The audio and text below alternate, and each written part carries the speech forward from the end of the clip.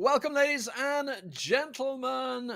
Here we are back once again. I'm Lee Demon Smith and joining you for this fantastic Asphalt 9 tournament. Once again, it is going to be. I'm getting myself back. That's my own fault. That's my own fault. I had you guys at YouTube open. That's what it was. It is going to be the Lamborghini Countach LPI 800-4 off to a flying start, but we are looking for some fantastic racing today. We're going to be covering all three platforms today: iOS, Android, and Windows PC, which would be the first time for me. I've covered these guys a bunch of times. So let's get on to exactly how they got here. What was the format? What did you guys have to do? I know there's a lot of you in chat waiting for those code drops. I can't help you with that. I'm sorry. that's down to Game Loft. But let's talk about this. Obviously, you guys had to qualify. There was qualifying events. If you missed it, I'm sorry, you're not here now, but you would be up against some of the best players in the world. There was two qualifying events throughout August. I believe it was the 1st to the 7th of July, and then later on in the end of the month. During our time at Gamescom, actually, the 21st to 28th of August. So that's where the qualification came from. The best two from each of those qualification events went through to this right now. So we have our top four players that are going to be taking part. The finals will be best of three throughout until the actual final, grand final, I guess you could say, which would be a best of seven. That would be weighted on the winner bracket. We're going to have a double elimination throughout the day as well. So lots of tracks, lots of races. It's all going to be fantastic fun. And considering the quality of the drivers involved, I think it's only fair we have a double elim.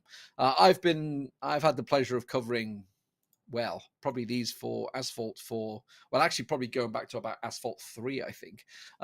So some of these names I have seen many times before. Some of them are new, which is fantastic to see.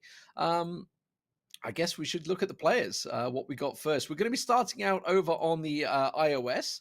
And as you can see, a returning, I think it's safe to say, legend in RPM. Alex, he has been, I think, in almost every tournament I've ever broadcast, and that's a lot.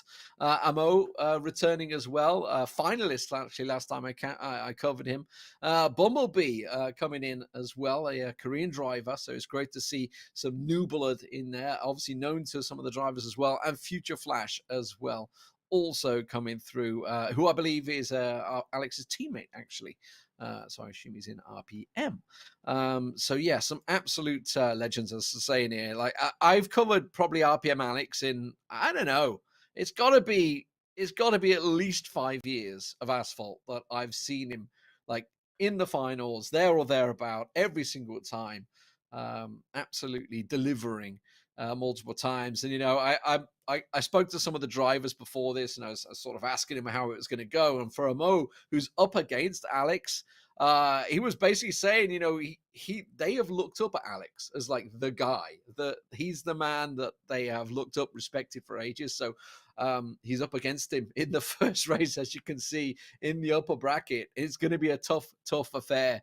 Bumblebee up against the Future Flash as well. So today we're going to be talking about a worldwide tournament as well. Obviously, we've got drivers coming from all around the world. This isn't just a European-based. We have people from the Americas, obviously based in Europe, and people from Asia as well.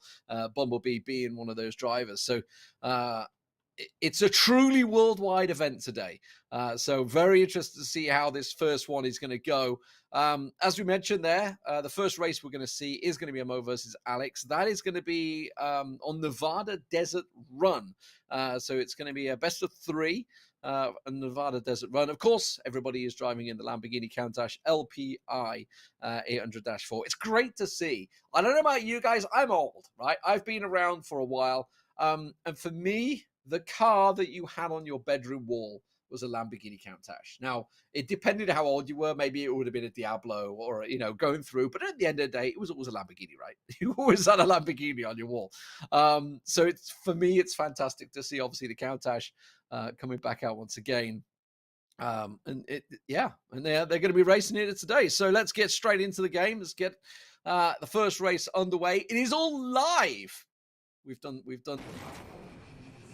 live. Alex versus Amo. Here we go.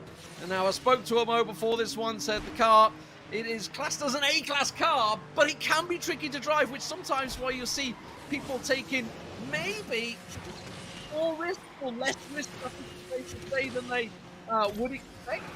It will be a tricky one. We'll see how it works out for them. But yeah, at the moment, underway, and you can see Alex. Oh, we've lost sound. Oh, there we go. We've got it back now. Alex is in the lead, so Amo's got a bit of work to do here. Amo, last time out, I saw Amo. He was in the finals up against Nilo. Nilo not here today, though, so didn't manage to make it through the qualifiers. But Alex currently leading the charge, so a great start for him. Very unlucky. Last time out, I covered him against Nilo, actually, in the knockout stages. So Alex looking to try and maybe go that step further. We've said it. I've said it. Lethal said it, who's joined me on the cast many times for Asphalt 9. And we both said, you know, he's always been the bridesmaid. He's never quite won the title. He's always been in the finals, but I don't recall ever covering him winning a title. I would love to see that. I would love to see him go through and win a title, but at the moment, starting the second lap, it is Alex in the lead. And some of these drivers, they did talk about the tracks earlier on and saying, you know, it can be down to which track you start on. Sometimes it favors, obviously, maybe the left driver or the right driver, depending on, obviously, the first corner, which of course can be a case. But at the moment, pretty steady stuff coming out. Amo doing what he can to try and catch up, trying to build up that boost, hits the shockwave, tries to do what he can. Last throw of the dice almost here because Alex is seemingly faultless ahead of him. Oh, he's just got the truck. That's going to catch him, slow him down, and that may well give it to Alex for the first race here, but it is a best of 3. Don't worry about it. It's not all over. I know there's a lot of Amo fans in the chat as well. It's looking like Alex may well take this first one as they approach the finish line, unless Alex makes a howling error, which I very much doubt he will do. It should be in the bag. That's a tight corner, though, and Alex has wrecked. Oh, my God, has that just happened? As I was about to say, they're coming up to the finish line, unless he makes a mistake, and Alex wrecking on the corner. What a disastrous finish. Oh, my word, how has that happened? I'm just gobsmacked. Wow. Wow. Wow. What just happened? That was in the bag. And this is what they were talking about. This is what Amo talked about. It's what Alex talked about. Sometimes this car can be a little tricky on the corners and just boosted a little bit too quick. And he wrecked on the corner. It was what? The second, third to last corner. Oh, my word. That was in the bag. And Amo will take it. So, I think it's we're talking about gift horses. Don't look a gift horse in the mouth and all that lot. Oh, my word. Wow. Just good grief. Yeah, so Amo said basically he was sent into the truck at the start is what happened. Yeah, but yeah, that's where the problems happened. But oh no. And Alex Alex just said it's like again the worst possible situation. And he gets it. And I think what he was doing, I couldn't quite tell. I'd have to look at a replay, but I think he was dodging a car. I think he was dodging something, which is why he dodged to the right, jinxed to the right. And oh, my word. Okay, well, entertaining first race. Let's get the second race underway, ladies and gentlemen. As Amo will start up now with a lead. Alex neck and neck with him as they try and jostle for position. Alex will take it. They were neck and neck the side there. And I think that means that I'd love to see where Amo is. It did knock him quite far back, actually. So Alex just in position. He was fighting to stay in the upper bracket, if anything. As it is Amo once again. It is chasing. But we've been in this situation already. And I can't believe we've had drama in the first race already. Absolutely crazy. I thought that one was in the bag. I was pretty much nailed on. But Alex got to make sure he secures the victory here. And we saw just how dangerous it can be. You can't just coast. You know you've got an incredibly fast player up behind you that's going to be hitting those boosts and shockwaves and charging up as much as you can. It's just got to be very careful. There's the truck. And this is the corner. This is the corner that caught him out there. Last time out. Was it this one? It wasn't. It was definitely that one back there. Caught him off guard as we do start the second lap.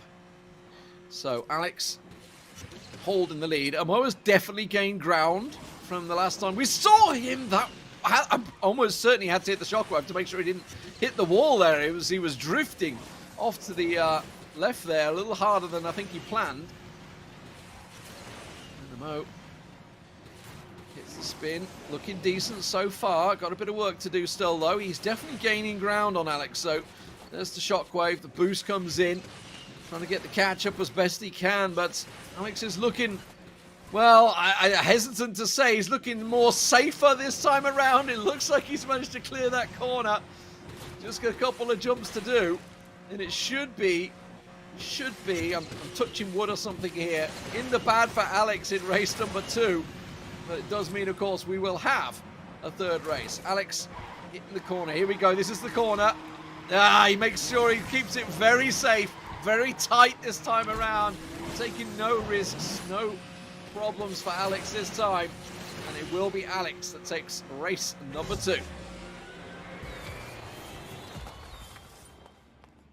So a little more calmer affair, I think, this time around for Alex, making sure he secured it there. I almost think he felt, I mean, he slowed it down. The simpler case, he slowed it down on that corner. Didn't want to boost it round. But yeah, that was tight. Future Flash saying Alex is focused now. It's all good. It's all good. His teammate trying to make sure he keeps going, gets himself in there. And yeah, these guys, it's great that I can see the chat. I'm in the Discord. I can see these guys keeping the chat going. So it's great to be up with the right drivers. That hasn't been the case in the past where I've not been able to get the feedback. So I did manage to speak to these drivers earlier on, like I say. And like I say, Amo was talking about the fact that, you know, he has the utmost respect for Alex, how he's come up against him. He's described the car as you say, a strong class of car. But with good handling, but it can also be tricky. That's what he was saying. It's like despite the car's stats, it can be tricky. So, you know, sometimes you've got to be a little careful with it, which I guess we saw with Alex, right? Certainly on some tracks, he was saying you may notice one player taking sections at a greater speed than others, because the car with great performance also can be affected by the terrain. Which is obviously, it can be, if it's not planted right, if you're not planted, especially on the jumps, it can be tricky to predict sometimes. So, which is why some of those saying is just like, you've got to be careful. You just got to be careful. For Alex, by the way, this is his 10th finals. 10th. Jesus Christ, he's been around for a very long time, hasn't he? He is indeed very consistent. I don't remember finals where I've not covered RPM Alex. I don't think. He's never played against Amo. This is his first time coming up against Amo in a finals. So he's pretty excited to see how the races are going to go. He's hoping that they don't have any problems, which I mean, he did in his first race. So I'm hoping. Let's see if it's a clean one. We'll get the third race underway in just a second. So here we go, ladies and gentlemen, the deciding race in the upper bracket finals. So there is a double elimination, so it's not over for either of these drivers. It will just knock them down to lower bracket. Alex up against Amo as we get underway once again. Alex does have the lead this time around. The car was on the right there, and this time Alex is going to try and benefit from that lead. Has to be a little bit cautious. And for me, there we go. I was just waiting for him to get going, but for me, Alex has definitely got the lead. So remember, this is coming out from live as well. So which is why you may see a few issues, but Amo has a lot of work to do here to try and gain ground. He's going to have to take this corner. You can see he's starting to roll the dice effectively. You can see that's why he's putting the spins in, trying to build that boost bar, get it fully tapped out, get the shockwave on, do what he can. But Alex is long gone at the moment, but we've been here before, haven't we? So this is yeah, that's why he had to take a tight line there. You saw the truck just in the distance there. Almost caught it. Alex having to make quick adjustments, but that's how quick these guys can do it. The fact that, as we were talking about, the fact that these guys are here consistently shows how good they are at this game. You know, to consistently be in final after final after final. Didn't risk it for the drift there. Does have the shockwave, but that may be something that Amo could benefit on, actually. Alex playing it very cautiously in this final lap. Making sure that he doesn't lose out, gets the boost across, gets himself the second jump as well. So managing to work well at the moment on the jumps. Let's have a look at Amo, see how he's doing in the chase, because Alex is smooth sailing right now. He's got to be very cautious. Trying to cover the terrain. Here he goes. Wide angle. Look at that. You see the angle he took, the line he almost took to make sure he got around that corner. All set up from way before. And now this is the corner that cost him dearly in race number 1, just coming up. So goes over here. Right, here we go. This is the corner that cost him. Let's just see, make sure he doesn't get caught out. Oh, Amo caught the barrier there. Amo is a long way back now. Yeah, Amo's definitely, I think he's just been throwing caution to the wind for Amo. I think he's just been trying to risk it. And sometimes it works, sometimes it doesn't pay off. But it's going to be Alex that will go across the line as the winner in the first upper bracket finals against the Mo. So Alex through to the winner bracket finals. Not the grand finals, the winner bracket finals. Still a long way to go here on the iOS. We're on the iOS. We do have Android and PC also coming up. But GG to Alex. Yeah, and Amo just said exactly what we said, what we saw in the broadcast. It kind of sucks. He just simply could not avoid that truck. And sometimes that's the way it is. And that can be the way, you know, the race start. Sometimes you have a truck in the way. Sometimes you've got to try and battle out. But yeah, so onwards we go in the brackets to the next race, which will be the next two, which will be Future Flash versus Bumblebee. So the Korean driver up against Future Flash. Future Flash driving for RPM now as well. Was actually teamed up with Alex in the team tournament that was last out as well. For Future Flash, made his, I guess his big splash, I guess you could say, was when he won at the 2019 Milan tournament for Asphalt 9. That was the big one where Future Flash came through in the finals up against Alex again. But as I say, they played together recently in the team edition of the races with Alex. So that was the first time they met back in 2018. So it's going to be good to see how this one goes. You may know Bumblebee as Xenon as well. It's different names, different games, different places, but obviously you can change your game name a fair bit. But here we go, getting underway, and this is on Caribbean Island Beach Landing as well, the Beach Landing map, which actually I seem to recall this was the last time out I saw this was actually Alex versus Nilo, I'm almost certain, which Nilo was absolutely impeccable on, if I remember rightly. Bumblebee, though, trailing on Future Flash at the start. Got a bit of work to do here, hits a corkscrew of a spin there, gets the full shockwave, choosing a different route, actually going for the shorter line, will be a tighter corner, and it's actually paid off for Bumblebee. He gets slightly ahead of Future Flash. We have a race on, ladies and gentlemen. This one's a tight one. That was a big gamble for Bumblebee to take down. It's absolutely paid off for him here, but there's a lot of corners to mess you up on this track. If I remember rightly, it can be very tricky. You can see Future Flash already go for the spin on the jump there, trying to make sure so he gets the boost up. He's going to be side by side, and Future Flash will dodge in the lead. Looks like they're both going to go left and right. We'll see whether Bumblebee's chose to do the same route. Future Flash trying to take as much of a tight line as he can, knowing that he has a race on his hand. But Bumblebee did go for a different route, actually. Tried a different line, and he finds himself a long way back now on Future Flash. That may have just paid off for him, and Bumblebee's got some work to do here. So over the boost, Future Flash looking good after a very tight first lap so far. This time, choosing to take the tighter line that Bumblebee did, so he's making sure he doesn't lose out. So yeah, he's taking the same line. Did go slightly wider there on the rock. Bumblebee last time out took it to the right-hand side. Sticking to the left this time around.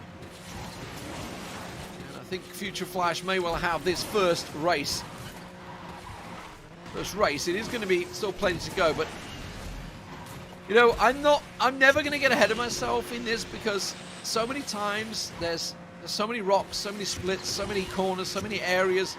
Not so much the traffic on this racetrack. It's more the corners that can catch you off guard. But Future Flash looking like he's a long way ahead now.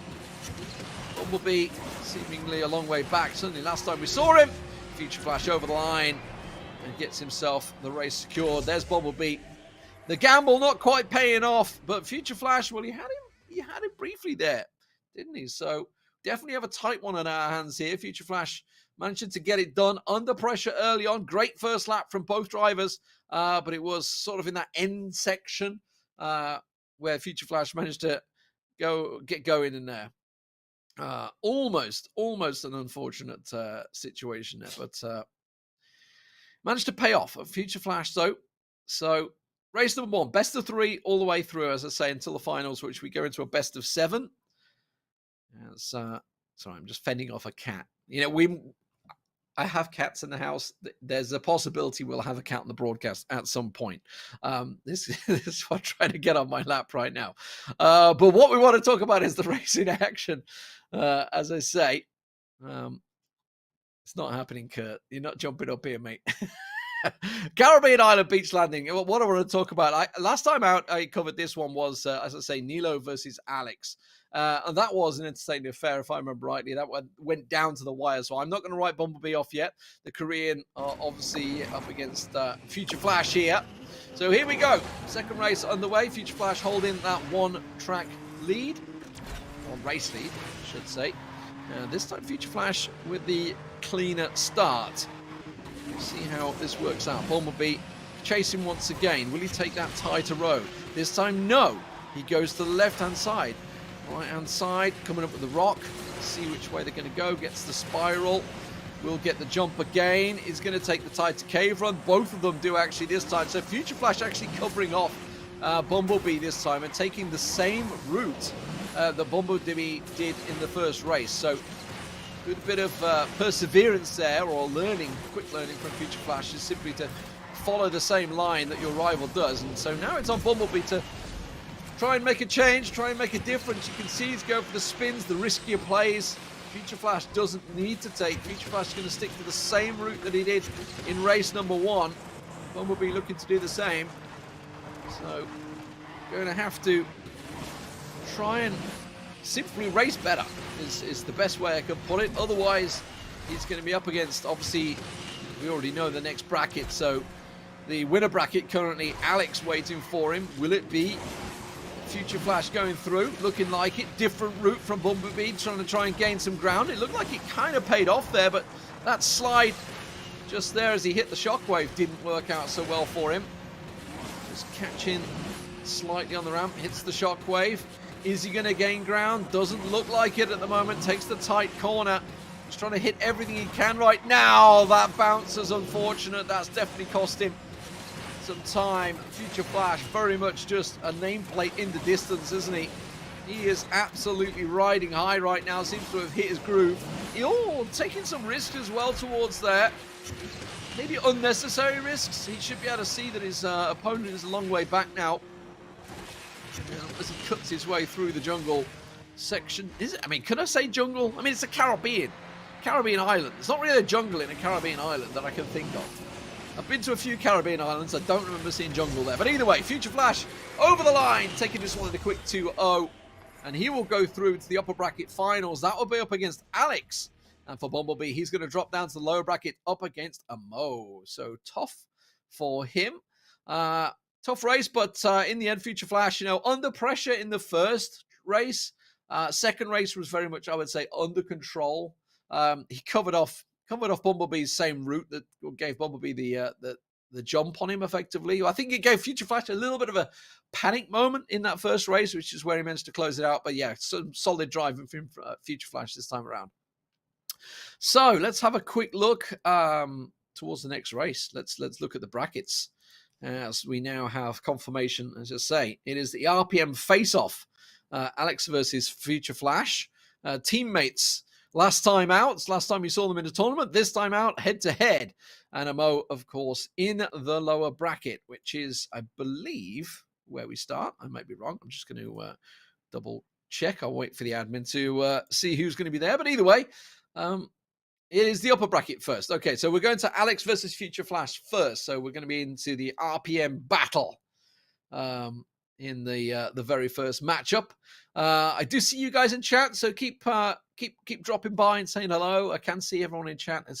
It will be tricky to react to you as much as I can, as much as I can. But we'll see. So this means that, well, I mean, at least RPM get someone in the final, right? That's what they're putting it. Obviously, they're going to put it in there. Hi, Asphalt. I see the Asphalt are in chat as well. So it's great to see so many of you in here watching this, joining in the esports entertainment for the Lamborghini Countach LPI 800-4 challenge. I think whoever comes up with the tournament names, and I get it, it's the name tag for the car. They make it hard for me. Could have been the Lamborghini Countach Challenge. Just saying. Just saying. But it is the exact car. Go check it out. It is a fantastic beast of a motor. One day, maybe I'll get my hands on it. I love the history as well going through, as I mentioned. This is one of the cars that everybody of my age range had on their wall. Obviously, this is the new modern version. Something you guys can look forward to. But here we are. We're underway for the upper bracket finals. It is Alex up against Future Flash, and it is, of course, Rome, capital of the world, which is, I think this is one of the favorite tracks for a lot of the drivers out there. Certainly, most of them were talking about it and saying, yeah, it's one of my favorites, it is a track that can catch you off guard. There is obviously a lot of jumps involved, a lot of bridges, a lot of upper and lower sections. So you have to be cautious. But at the moment, the Future Flash is in the lead. But this is a track I've seen change hands multiple times. This is definitely been a tough one. This was in the finals last time out that we covered this. I believe it was Nilo versus Mo. And it's a tough old track. So Alex taking a different route. Took the middle route there. So Future Flash on the right-hand side. Let's see whether that gained him any ground. It absolutely did. Look at that. Alex is right on his heels now. That has completely caught him up as we start lap 2. We have a race on our hands, ladies and gentlemen. They're both hitting the boots, going down in the tunnel. Looking solid at the moment. Future Flash, does he feel the pressure? He will be able to see it on the mini-map on the left-hand side of your screen. You can see that dot floating ever closer to him. Just side swipes and dodges on the car there. Very close. Goes for the big boost. Didn't quite hit the shockwave, which is why he didn't get the boost on there. That's what he was waiting for. Just slightly short of it. Holds it cut tight. Does go right. Alex goes right. Keeping my eye on the route as we're going to go for the triple split in just a few moments. This is where Alex gains so much ground over Future Flash. As we come up to towards the end of the second lap. Here we go. This is going to be the split. Which way is he going to go? Future Flash goes right. Alex goes straight. And it worked out best for Alex last time around. He's going to hit the boost. No, this time Future Flash absolutely nails it. And he should be able to take it now as they come across the line. And it will be Future Flash that will take the first race in this best of 3 winner bracket finals against his teammate Alex. A tight race. Definitely doable though. Alex gaining ground quite a lot there, but Future Flash coming out on top. And Alex actually saying, yeah, I wonder how it didn't wreck when he landed on him. That was when at the start, you know, they go down into the tunnel. I did notice that Alex came down almost on top of, and I expected Alex to actually be wrecked, but yeah, I don't know, because yeah, Future Flash came down on top of him, and it just sort of rubbed across the car. I guess it's the power of the Lamborghini Countach, right? Just the gliding over the front of the bonnet. Don't try this at home, kids. Don't try this at home. We're going to get the second race underway in just a few moments. But yeah, that's obviously what puts him ahead there. So, I mean, lucky for him. Some love for Elite Joe. Yeah, he's going to be coming up in the Android races later on. It's going to be very early in the morning for Elite Joe. I think like 6 a.m. or something like that for him. But for now, we are over on the iOS. Here we go. Winner bracket finals. Alex on the right-hand side in the red up against Future Flash. Will Alex be able to hold the lead this time around? He does. He gets the little tight lead as they both go bustling on the first lap. But we've seen how tight it can be between these two drivers. Alex needs to get himself back into this one. The two teammates, the legend that is RPM Alex, currently holding the lead. Did catch the car there. That may well just buffer him a little bit of time for Future Flash to try and gain ground, and it absolutely has. You can see he's just gained a little bit on the tailpipe. The exhaust, I wouldn't say twin exhaust, but it's quad exhaust, isn't it, on the back of the Countach. Tightly packed in there. I think, I would hope in real life you don't see flames coming out the back of the car. I mean, maybe it may happen if you hit the turbo at the wrong point, but in Asphalt 9, that is a great line! And Alex with a big mistake there. Okay, he's going to dive out to the right. Let's see who's going to come out on top as one goes right, one goes through the middle. They're going to come through, and it will be Future Flash that will hold the lead. And a mistake from Alex may well cost him his place in the grand finals here, as Future Flash holds the lead going into lap number 2. And now the pressure very much on. Future Flash already with the 1-0 lead coming in. As this is a different line coming out from Alex. He chooses to take the left-hand side. It was a tight turn, but it hasn't quite paid off. He's gained a little bit of time, I would say, but Future Flash has still got some heavy distance on him. So for Alex, he's going to have to try and build up as much nitro boost as he can, get for that heavy shockwave launch if he can, but it doesn't look like Future Flash is giving in. He's not going to give an inch here. It could be down to this final tri-split. Will he try something different? Will he get caught out? Will any traffic perhaps get in the way for Future Flash? Hit the shockwave there on the boost. That's exactly what he needed. And he is fully topped off, isn't he, with the boost. Alex doing what he can, hits the shockwave once again, gains a little bit of ground, and look at this! Flash covers him off. He goes the exact same route that Alex takes, and that's about the only way you're going to win as well. Oh, he hit the car at the end there. Future Flash, has he got enough boost to try and catch him? Alex is going to catch him a little bit. No! But Future has just enough in the bag to hold out over the lead. 0.3 of a second is all that separates the two drivers, and it will be Alex in the end there. Risky maneuver for Future Flash there, taking a different line that he's taken all the way through and getting caught out, hitting that car, catching the traffic. I thought that may well be enough to slow him down, but it's not. Alex goes down to the lower bracket, and for Future Flash, he's into the grand finals as the lead car, which what that means is when they go into a best of 7, he will have a 1-0 advantage coming through from the winner bracket. It's a big advantage going into there. So Future Flash into the grand finals, and it means Alex will drop down now as we move down to the lower brackets. Now, let's not forget about the other drivers that are still in here. That is going to be a Mo up against Bumblebee. That's going to be the lower bracket. The winner of that race will then go up against Alex. So let's have a quick look at the brackets just to confirm that. As Mo and Bumblebee sit there waiting. And now Alex, I mean, he had a good start, didn't he, in that final race? You got a feel for him a little after losing out. Just that smallest of margins is what caught him. And now we move on and wait for this lower bracket final. The drivers are just getting themselves set up. Mo versus Bumblebee, the Korean, up against Mo, who is Indian, I believe. I believe he is. But here we go, ladies and gentlemen. We're getting underway. What track are we going to be on? Let me just get that one for you as we move in. Well, you can see on your screens, it is going to be US Midwest. It is Whirlwind Cave, hence the gigantic tornadoes directly ahead. Whirlwind Curve, I should say, not cave.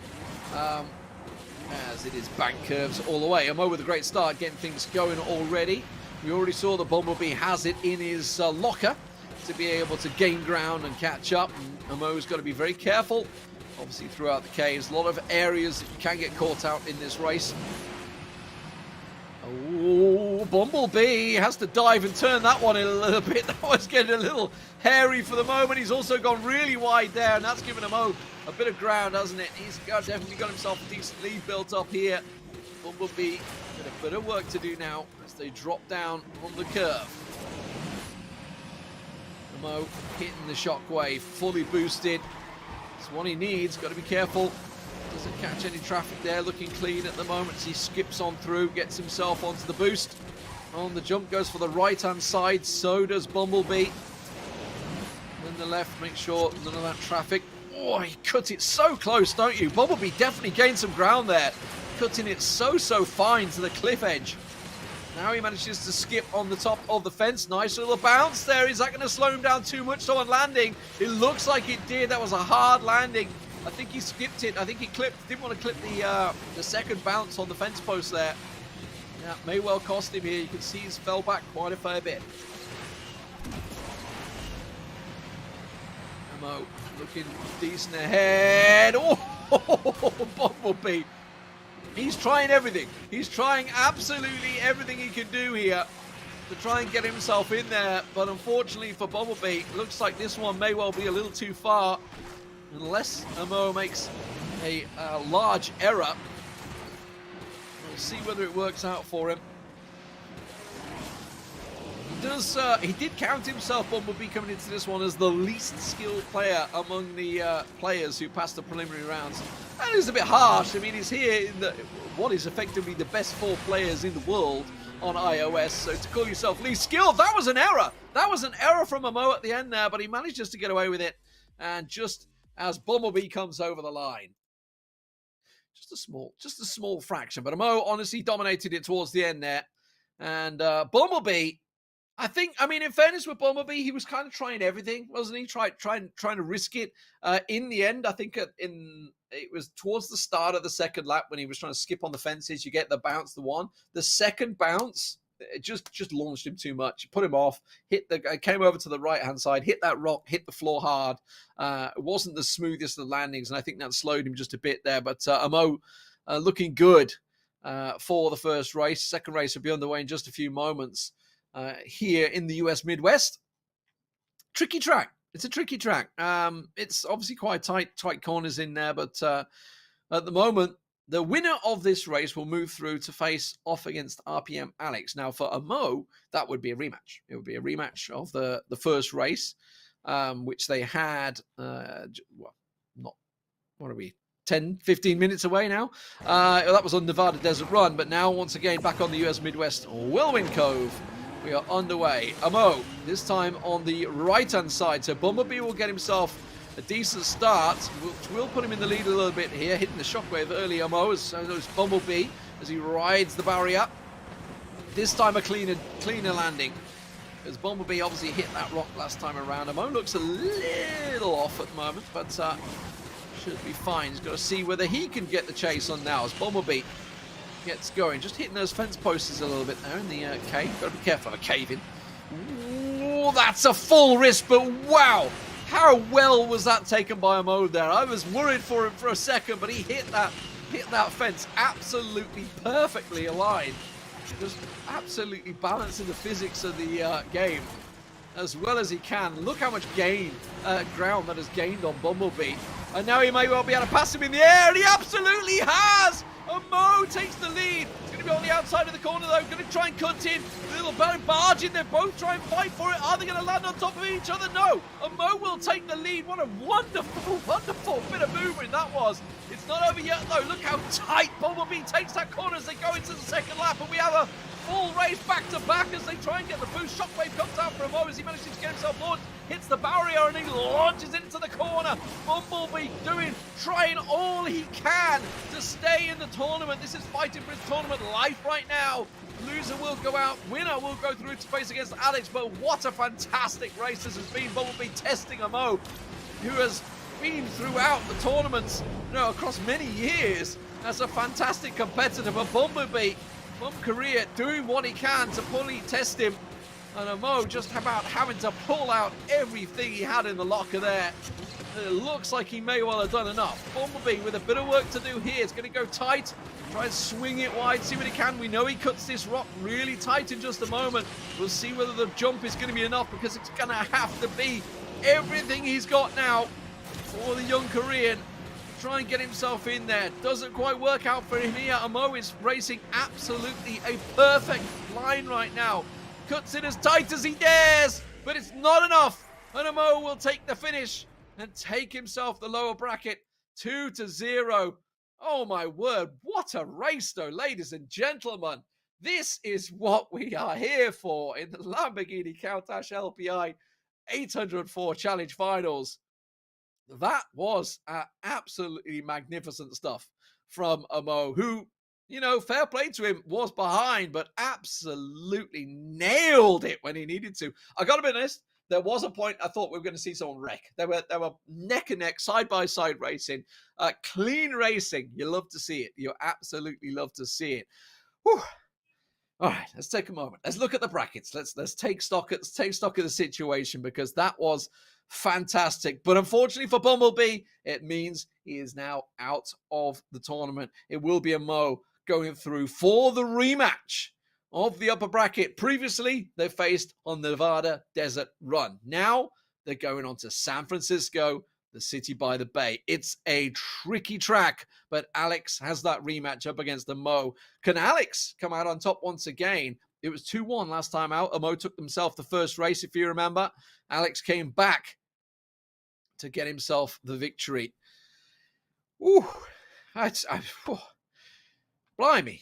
I tell you what, Asphalt always delivers. It always delivers with cracking racing action. There's no doubt about it. Absolutely fantastic stuff. So, who's going to face off in the final? Future Flash awaits in the best of 7 final, and it's down to these two drivers to see who will be there. Will it be RPM Alex, Future Flash's teammate once again, as we saw in the upper bracket, or will Amo do it again? Now, it was Amo that managed to reach the final last time out, but here we go, ladies and gentlemen. San Francisco by the bay. It can be a tricky track as you go down that hill. You can bounce off the building. Sometimes you can click the wrong thing, hit the objects. It's very hard sometimes, this track, but RPM Alex finds himself in the chase. This is what I was talking about. You go down here, it can be very risky. They do manage to catch the spin. Everybody clean and safe. That was Alex going for a 720, which gave him a bit more boost, actually, I think, than Amo had. And also, you can see some of the jumps. There's the jump coming up in just a moment. I've seen drivers wreck on this so many times. Ooh, Alex going really wide there. Swings it back in. Oh, that's what I was talking about. That's exactly what I was talking about. I have seen so many hit the Golden Gate there and wreck, and that's exactly what's happened to Alex, and that is almost certainly going to be it, unless Amo makes a big error. He can look at the minimap. He can see it himself. He knows that Alex is not there. So now the pressure is off. Now, the question is he one of those drivers that drives better under pressure, or when he's got himself a clean lead? At the moment, he's basically into time trial mode. You know, you've got to just sort of relax your mind a little bit, but you've got to be careful, because if you relax a little too much, you can make unforced errors, and that's really what Alex has to bank on now. That big error. We've had this track multiple times across multiple finals. It is a track that always delivers when it comes to unforced errors. Now, Amo, here we go. Risky? No. Straight over the top. Full boost. Shockwave, no problem. Doesn't look like he's going to have too many issues. There is one more jump just ahead that you can get caught out on. He chooses to go low. Hits himself the scoop. Beautifully done. No problems here. Amo should be safe for the first race here. Yeah, it's a tricky track. There's no doubt about it. But let's not write Alex off. Alex lost out on the first race in Nevada Desert Run as well, and came back with the victory on that one. And for Alex, you can see it's going to be a tricky one. But yeah, I mean, if you wreck in the finals, it's going to cost you, right? It's the lower bracket final. This is where you have to be absolutely at your maximum. Yes. So, okay, let's just take stock. Okay, so for Amo, he just needs one win, one more victory, and he's into the grand finals. And I know there's a lot of fans in chat that are cheering him on. We'll see whether he manages to make it through. For Alex, he needs two. He needs 2 races on what is a tricky track. You know, there is a lot of areas on this track that are there to catch you out. As simple as that. And, you know, you guys in chat, you've all driven on it. You've all raced on it. You know how tricky it can be. I'm sure you've all wrecked on this track multiple times in multiple sections, be it the downhill section through the streets of San Francisco, be it into the Golden Gate Bridge, be it just jumping wide and going into the bay. It's happened so many times. But for Mo, he needs to just hold steady, and he will be into the grand finals. For Alex, he needs to go for it. It's all on the start. Here we go, ladies and gentlemen. Alex, is he going to get the lead? He is going to be on the left-hand side. Gets the boost! No! That was so close to being wrecked. Oh my God, how did he manage to survive that? That looked like Alex, he was tipping. He was tipping. He'd been collected by the rear end of Mo. They both went for the spin, but it is Alex that actually came out on top somehow, by hook or by crook. He is currently in the lead, but as we saw, this is a tricky track, and it is far from over. Amono, we've already seen him, what he can do against Bumblebee, the chasing that he managed to work out, the pulling it back in the start of lap 2. And it's his turn now to try and see if he can pull out some risky maneuvers. This jump here, is he going to catch it? They both managed to skyrocket over with the shockwave running. No mistakes this time out for both Alex or Amo as they pull themselves ahead. Amo chosen to go low. Alex went high. As far as I could tell, did he gain any ground on him? No. Alex is managing to keep himself a really steady lead at the moment, but now for Alex, can he just close this one out going into the second lap? Steady as she goes. I'm still gobsmacked by that start. That start I absolutely saw. Honestly, I thought Alex was wrecked. I thought that was it. I thought we were going to see Mo go through clean as you like. Still not over yet though for RPM Alex, the man that has been here, done that, got the t-shirt, got the phones, got just about everything he can win. Think through Asphalt. That was close from Mo. That was close.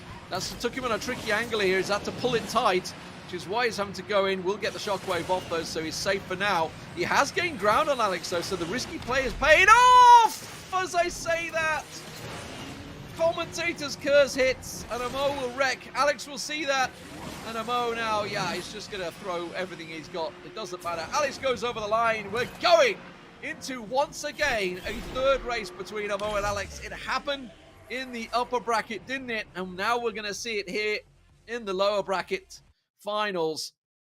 These two drivers, they are absolutely neck and neck tight. This is I would say the first time they faced each other, but technically it's the second because they faced each other earlier on today. But they've both been relishing the competition. As Amo said, you know, Alex is someone that he's looked up to and respected for many years in Asphalt history. Not just Asphalt 9, obviously going through the era effectively. And here he is. This is it. Last race decides who will go through to the grand final. Who will face off against Future Flash? Will it be Alex? Will it be Amo? That start was so tight, man. It could be down to who starts on the left-hand side. I don't know. I think that's a little unfair because obviously there's a lot of racing action. But when both competitors are so close in terms of skill, it can be the smallest of details. And for Alex, it was obviously, you know, he was on the left-hand side, got the spin, the rear, clipped the front. I thought he was going to tip over. He just about hit the ground. This time out, though, it's going to be a Mo on the left-hand side. We'll see. Alex gets a really good start. That was a very clean start from Alex, and he puts him in the lead to start things off. They dodged the first car, didn't quite catch that boost though, and Alex should be a little bit lower on the boost than Amo is, which is why we're seeing Amo gaining ground. Goes for the spin, tries to gain a bit more boost. Got to be careful coming through this section as they do manage to clip it. They caught each other. Oh, Amo gets away with it somehow. I thought he was going to be wrecked there. I don't know how he survived. Manages to come out with the shockwave intact though and gets the boost that he needed. Now Alex with a still slight lead. They're both really throwing caution to the wind here. You can see they're pulling absolutely everything into it. They know they're fighting for their tournament lives as they try and get through to the grand finals. Both take a really low spin. Both take a second low spin. Amo risking it for a biscuit. Absolutely pays off. Gets the shockwave, but it's Alex that's currently holding the lead as we close out the first lap, and he has himself a boost in the bag as well. So for Amo, he has everything to do here. Big fan favorite chasing in on the legend that is RPM Alex. Amo boosting away as they go into the second time down through the hills, looking for anything. A Mo with a really heavy spin gets himself a bigger boost. He's gained ground on Alex there. Is it going to be enough? Keeps on gaining. You can see he's physically getting closer and closer, risking what he can. He's going to skip down. Oh, that's so risky! Oh, and he's thrown everything away. He did what he could to catch up to Alex, but that may well be it for a Mo. The emotes come out. They know that that was the risk. And Alex looks like he's going to come through for a rematch against Future Flash, his teammate, as a Mo this time out will not be reaching the finals. What a fantastic race though between these two. Yeah, I mean, Mo, he threw everything he had at this one. It's just not enough, and it's RPM Alex that comes out on top.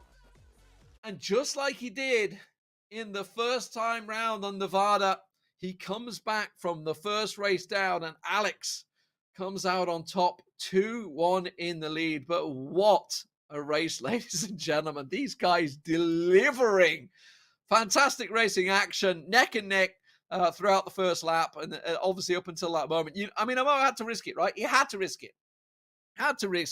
As Alex just said in chat, it is a very risky track. It is indeed. We've covered that track so many times in these finals. I feel the admins are a little bit sadistic in maybe picking it every single time, but that's how it is. So let's get confirmation of the brackets and clear up where we are. We are into grand finals time. Now, this will be moving on. This is a best of 7 now. Future Flash, coming from the winner bracket, will have a 1-track lead. So he's going to be 1-0 up as we go into this.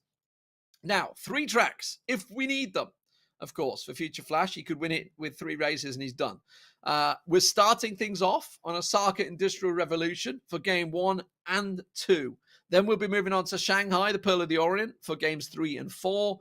And if we need it, we're going to be going over to Cairo, the Nile River, for games 5 and 6, if we go the distance, which totally could happen. However, remember, Future Flash came out 2-0 over RPM Alex in the first time out in the winner bracket finals.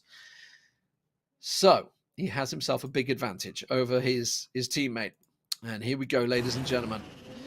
We are into the grand finals of the Lamborghini Countach LPI 800-4 challenge finals.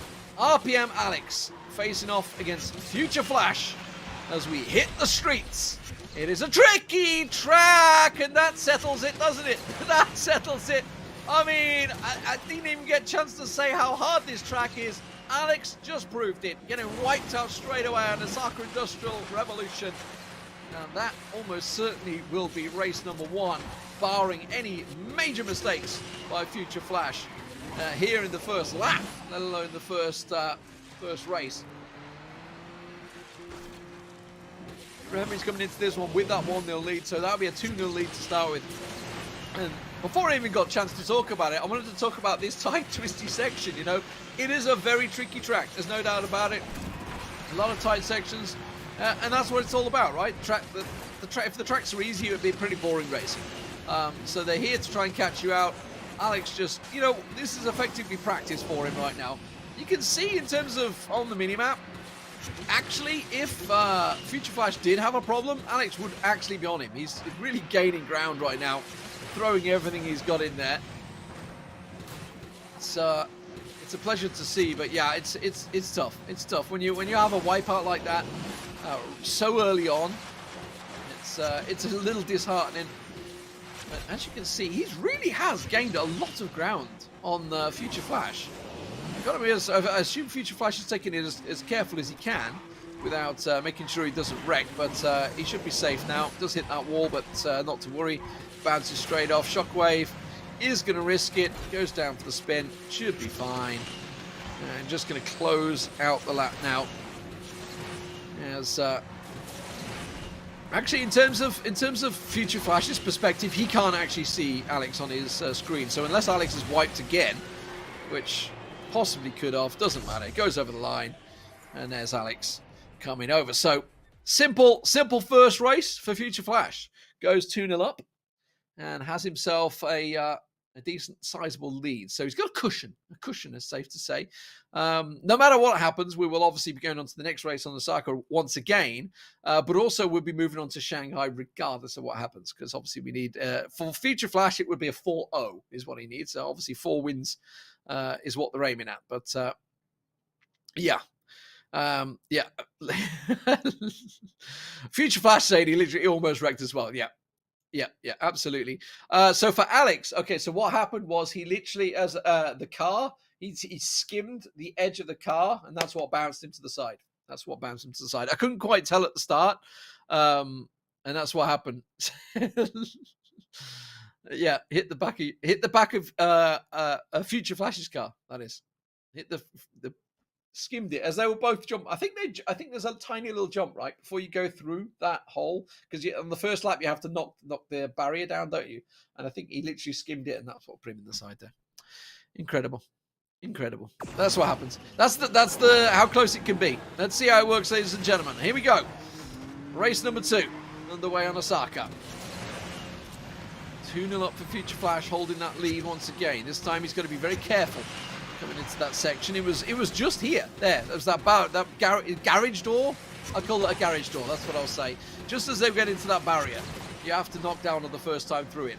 But this time out, it is tighter racing. That's what I like to see. RPM Alex got it all to do here as he goes down through the tunnel, skims as close as he dare onto the corner now. This time much tighter. Both drivers hitting the shockwave boost. I mean, technically it is. Spilling my words as they are much tighter. This is what I like to see. Now, risky racing. Future Flash got an extra spin in there. That's going to give him a little bit more boost. So he should still be safe. That's why we're seeing Alex going for... I've lost count. I was 729, 60. I don't know where we got to now. It's just they keep spinning. It's a 1080 maybe. And it may well just be enough. Just edges alongside Future Flash, ducks underneath. Is it going to be enough? They're going to be very tight. Future Flash goes for the spin, and that's actually going to cost him a place here. And Alex goes through into the second lap and holding the lead. And this could be Alex making a comeback here, but Future Flash is not done yet. He's going to be right on his heels. Still plenty of problems to be had here as they both hit the shockwave. Boosting is just about as much as they can. Neck and neck. Into the corner. Oh, it was a tight low angle, but the cutback comes and works out for Alex. Classic Formula 1 maneuver almost there with the switchback. And at the moment, Future Flash, he's trailing as Alex approaches the line. That's a risky spin, but he knows he needs to get all the boost he can because Alex is approaching that finish line. As they come around the corner, in the end it seems to have cost him time as Alex goes spinning. Just keep your head spinning. It's just spin, spin, spin to win. And Alex looks like he may well just be doing that as he comes across the line and will take himself the second race here to take things back to 2-1. Woo! Ladies and gentlemen, we have a grand finals on our hands here. This is what we were looking for as RPM Alex fights back and takes himself another race. Now we move on. We are going to be going over to Shanghai next.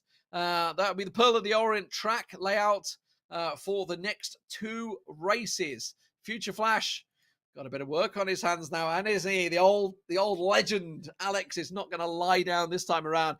I'm gonna put it out there. I have never once, and I've cast Asphalt for years now. I have never once commentated Alex winning a final. I might be the curse. I hope not. But I've never once cast him win a final. Part of me hopes he can go on and do it, but I also need to be unbiased. And just let's face it, Future Flash is his teammate. Future Flash, as I say, he went and obviously won in Milan, wasn't it? Milan in the 2019 tournament many years ago now. 2019. Geez, it was just before the whole lockdown began, right? It was during all that sort of malarkey. But here we go. So, Future Flash in the white this time round will hold just the edge of a lead, but Alex is hot on his heels in the red car. Ooh, just a clip there for Future Flash. So slow him a little bit there. Now, Shanghai is I'm going to say not as risky as Osaka. I think that's safe to say. It's quite a wide track for the most part. There is still sections that will catch you out, but for the most part, this is going to be straight down to flat racing. So it's down to the skill and the grit and determination, I think it's safe to say, of the drivers. Alex taking a tight line there, but a little too tight, if anything. I think costing the acceleration out the corner, which just a little bit of tire skidding, all those small physics engines that can, physical things that can cost you on the exit of a corner. You know, if you just take it, if you're trying to hold it, you get that understeer, you just slide the car a little bit more than you maybe want to, rather than just letting it drift wide and get the full power down. So it's the sim racer part of me coming out here. So apologies. Just, I get quite deep into the mechanics of it all going around the corners, but as it is here in second lap at the moment, it is Future Flash holding pretty much a steady line. Does go a little bit wide there. That's drawn him in, hasn't it? Now we're looking like a tight race. Alex coming through, gets himself to spin. Oh, that was a brilliant maneuver. Just gets himself the quick 360, knows the exact moment. It's not over yet though. Future Flash trying to go once again. Oh, Alex just caught him there. Just caught him, clipped him as they went for the jump. And that's going to put Future Flash quite far back, and it may well be enough there that Alex is going to get himself the lead and the win here and tie things up at 2 apiece in the series. Future Flash, shockwave boost, is it going to be enough? He gains ground, but I don't think it's enough, and Alex will go over the line. And ladies and gentlemen, we are all square in the series at 2 apiece. And just like that, woo, we have a full-on finals now. The advantage gained from the upper bracket is gone. So we are at 2-2, all square, set the clock back to 0, and we have ourselves effectively a best of 3 now. We are into a best of 3. It's as simple as that. We're back to a best of 3.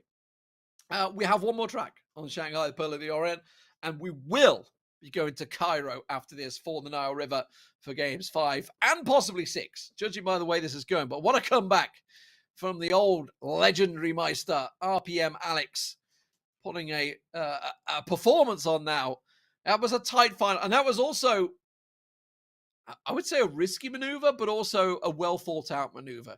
And this can be part of it. I mean, racecraft is a massive deal when you come to these. Obviously, it's one thing to be sitting doing time trials, but racecraft, and what I'm talking about is knowing your point, knowing the exact point where you can make the overtake, you know, making your opponent second guess. Are you going to be left? Are you going to be right? Generally, you're obviously going to be running pretty much the same lines because you're obviously going for the boosts, etc.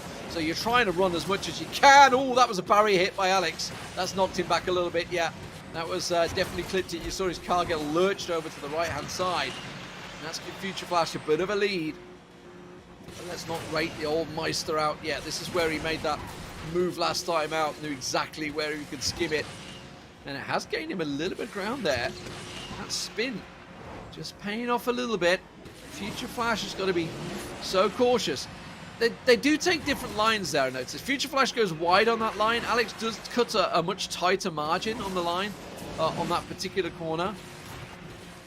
Keep our eye on it on the second lap, see whether he does it again. I still feel that maybe the wider line it pays off, or certainly if you let the car run wider, it will pay off. Yeah, Alex is realizing he needs to try and do something here. He's starting to fall behind. That's why he's starting to throw the spins in, get some of that boost on. Has gained a tiny bit of ground, but not a great deal on Future Flash into this second lap now. Looking a lot more steadier performance than we expected, that we saw in the first race, that we saw in the upper bracket finals from Future Flash, where he dominated 2-0 in the series on Rome. Again, hits that 360, but that's just the smallest of margins that he's gaining. Yeah, he's starting to throw caution to the wind here, and I think he has to. Does run the tighter line once again on that same corner. Does gain him a little bit of ground, but not a great deal. Not a great deal. Not the margins that he needs to be looking at. He needs to be seeing Future Flash make a mistake in front of him.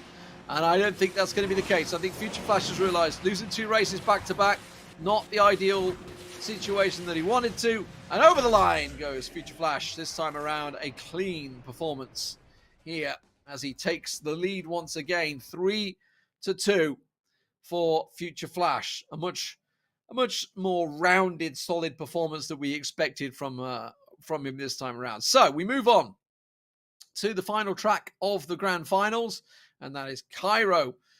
And the layout will be Nile River for the final 2 games, if we need them. Now, remember, for Future Flash, he just needs one more race. He's won.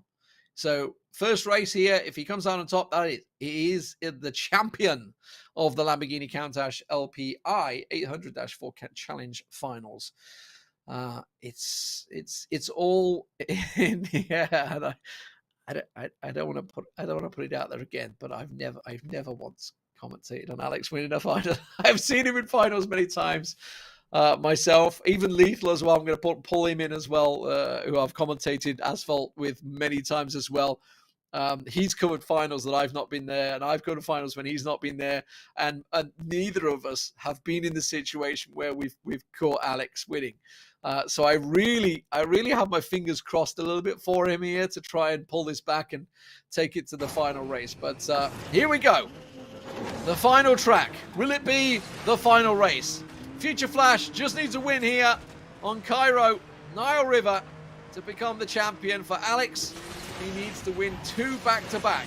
He's done it once. Can he do it again here in the grand finals? Future Flash starts off with the lead. Both opting for the right-hand line. Relatively wide track here at Cairo. Not as tight, but there are positions and places where you can absolutely get caught off guard. I wouldn't say it's as dangerous as, say, San Francisco. Choosing to go for the high split there. That's gained him. I wouldn't say it's really gained him anything. I think they're both pretty much at level pegging at the moment.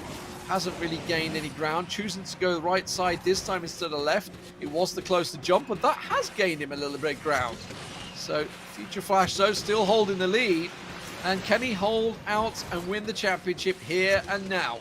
That is the question. Future Flash, it's all on his... Ooh, Alex just caught the inside line there. Not ideal. Such a tricky corner as they go into the second lap. That's going to be the section that they maybe got to watch out for. But Future Flash, he's not being undeterred here, is he? Alex not really gaining any ground. The championship beckons now as they go into this final lap. Gaining ground, Alex hits the shockwave. Second boost, not quite enough. He has gained.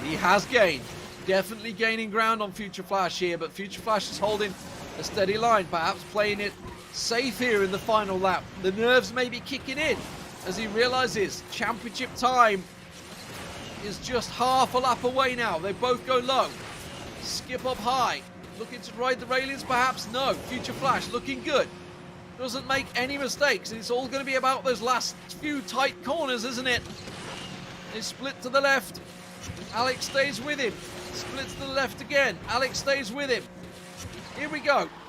Round the final corner. It is so tight. Alex coming round, but it looks like Future Flash has this one in the bag. Hits it perfectly. And it will be Future Flash that will take the iOS Lamborghini Countach LPI 800-4 Challenge. Fantastic performance for the young man. His teammate, of course, for RPM as well. Picking up victory here.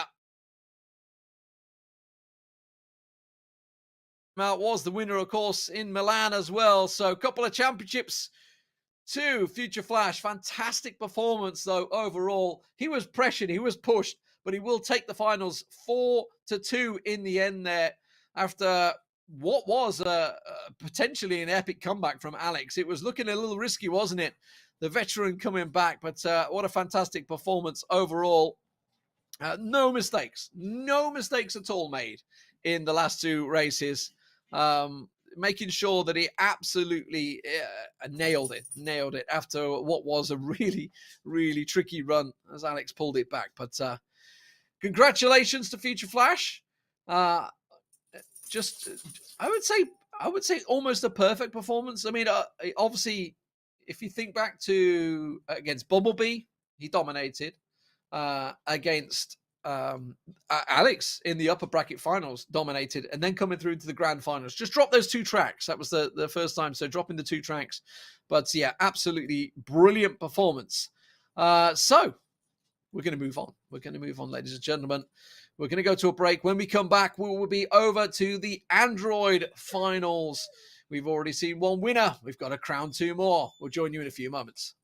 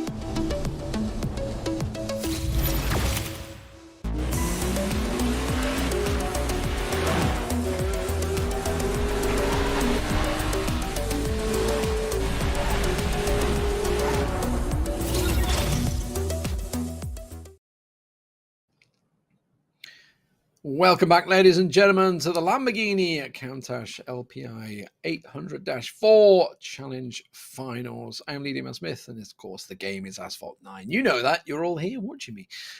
So we are moving on. It is the Android Finals time now, but I guess we should quickly explain the format of how you guys all got here, just in brief, because if you didn't join us at the top of the show, basically there was qualifiers that ran through, two qualifiers that ran in August. The top two from those qualifiers came through for your each respective platform, be it iOS, Android, or PC.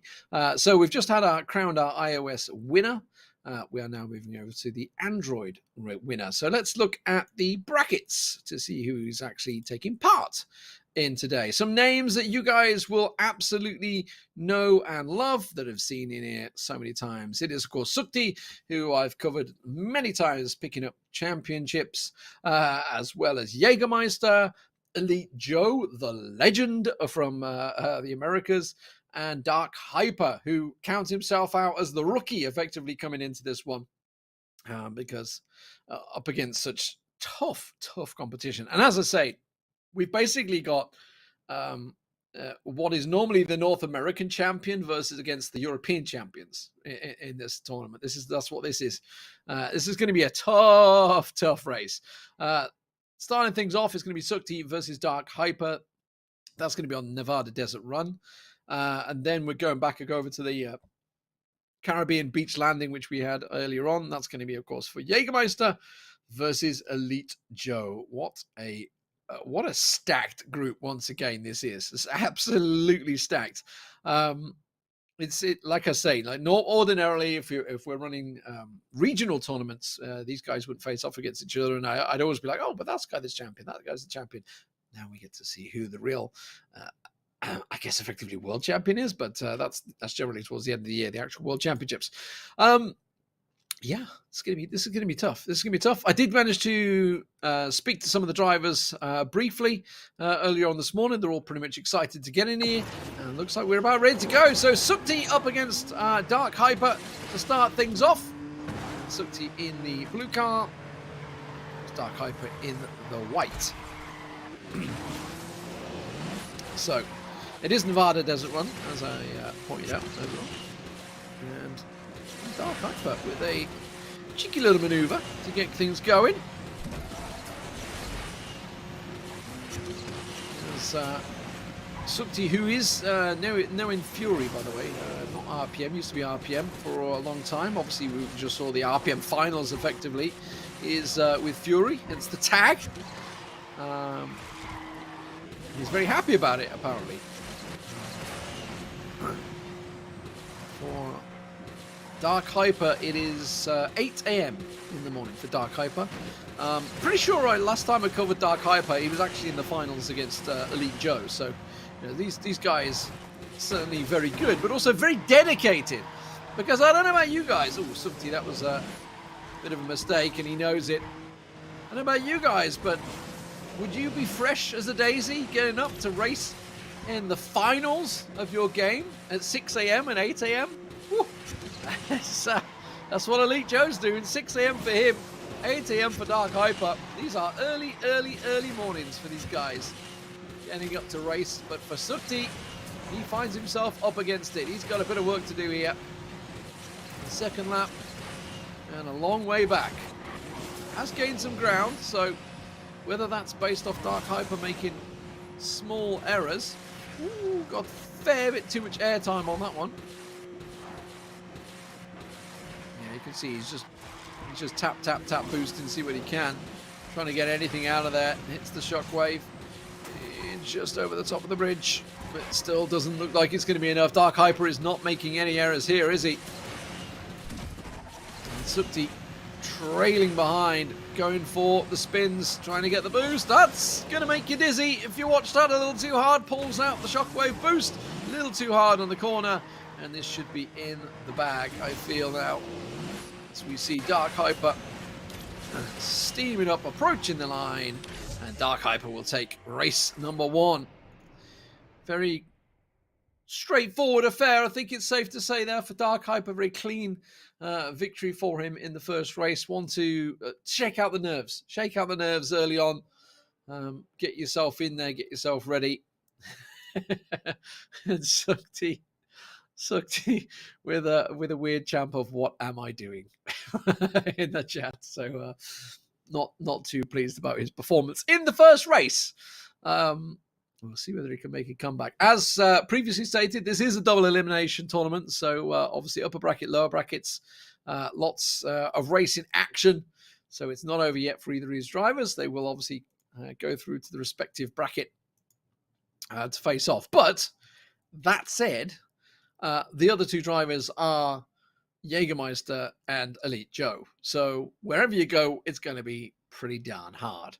But yeah, these guys are going to be jumping into the next race and getting things underway in just a moment. If you did just join us, welcome to start with. I know there's a lot of people popping in, popping out. I cannot help you. I cannot supply your links or codes or whatever you may be looking for in terms of loot drops. I am here to cover the racing action, the fantastic racing action that we have here. And right now, Sukti trailing 1-0 to Dark Hyper. Dark Hyper with an absolute magnificent start once again. And he gets himself an edge in the lead here. Nevada Desert Run. Let's see how it works out. He's got to get ahead, and he knows, feeling the pressure already here. Does not want to drop down to the lower bracket so early on. You don't want to see that, do you? You have a poor connection. That's not what you want to see for Sukti.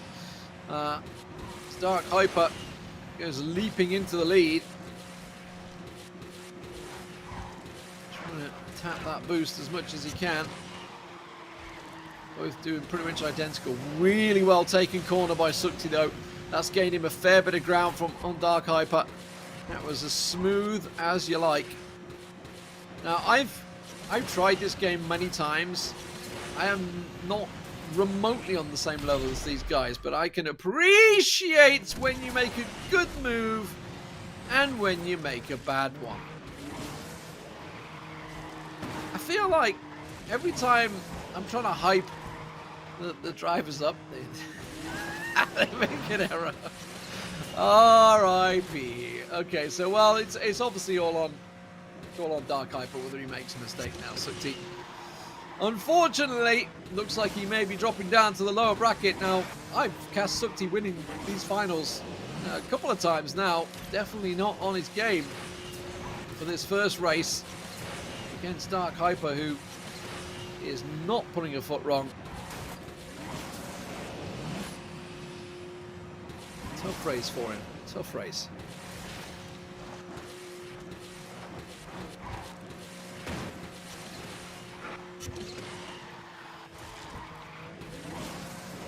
Dark Hyper looks like he's very much gone in the distance, hasn't he? You can't even see him on the minimap. He's that far back. Now you can just about see the nameplate. But look how far ahead he is. Oof. This is where the error came through. Not going to happen this time around.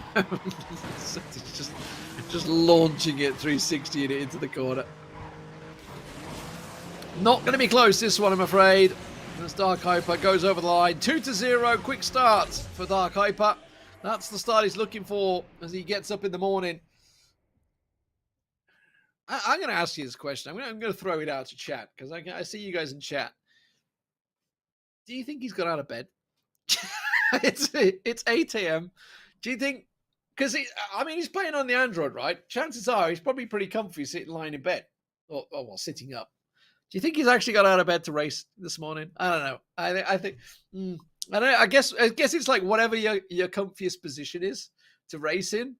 I just throwing it out there. Thoughts and all that lot. Sukti saying he feels like he seems like he's got a bit rusty, and yes, I guess so. That was an unforced error there in the race, but exactly. I don't think I would at 8 a.m. I think you feel like, obviously you got to make sure you're woke. So maybe, I don't know, maybe you take a shower, make sure you're awake, prepared. You come into, quite a big tournament final. You got to make sure you're ready for it. But on the same vein, it's 8 a.m. It is. So we're moving on. Let's have a look at the brackets. We're moving on to the next race, which is going to be another massive one. It is Jägermeister up against Elite Joe. As you can see, Dark Hyper will go through to the winner bracket finals, and Sukti will go through to the lower bracket finals. And we're going to see how this one rolls out. Ooh. So here we go. We're getting straight underway. No hanging about. We are into the Caribbean once again. Tricky race last time out. Obviously, we saw this on the iOS already. It was a tricky track. It's all about decisions, I guess, in the opening here, whether they duck in through the cave, whether they go left or right. Now that is interesting. So they both went to the left side there. Let's see if they go to the cave here. So we go down on the beach. Because on iOS, we were going through the cave. Yes, they will. It's Elite Joe that's holding the lead at the moment.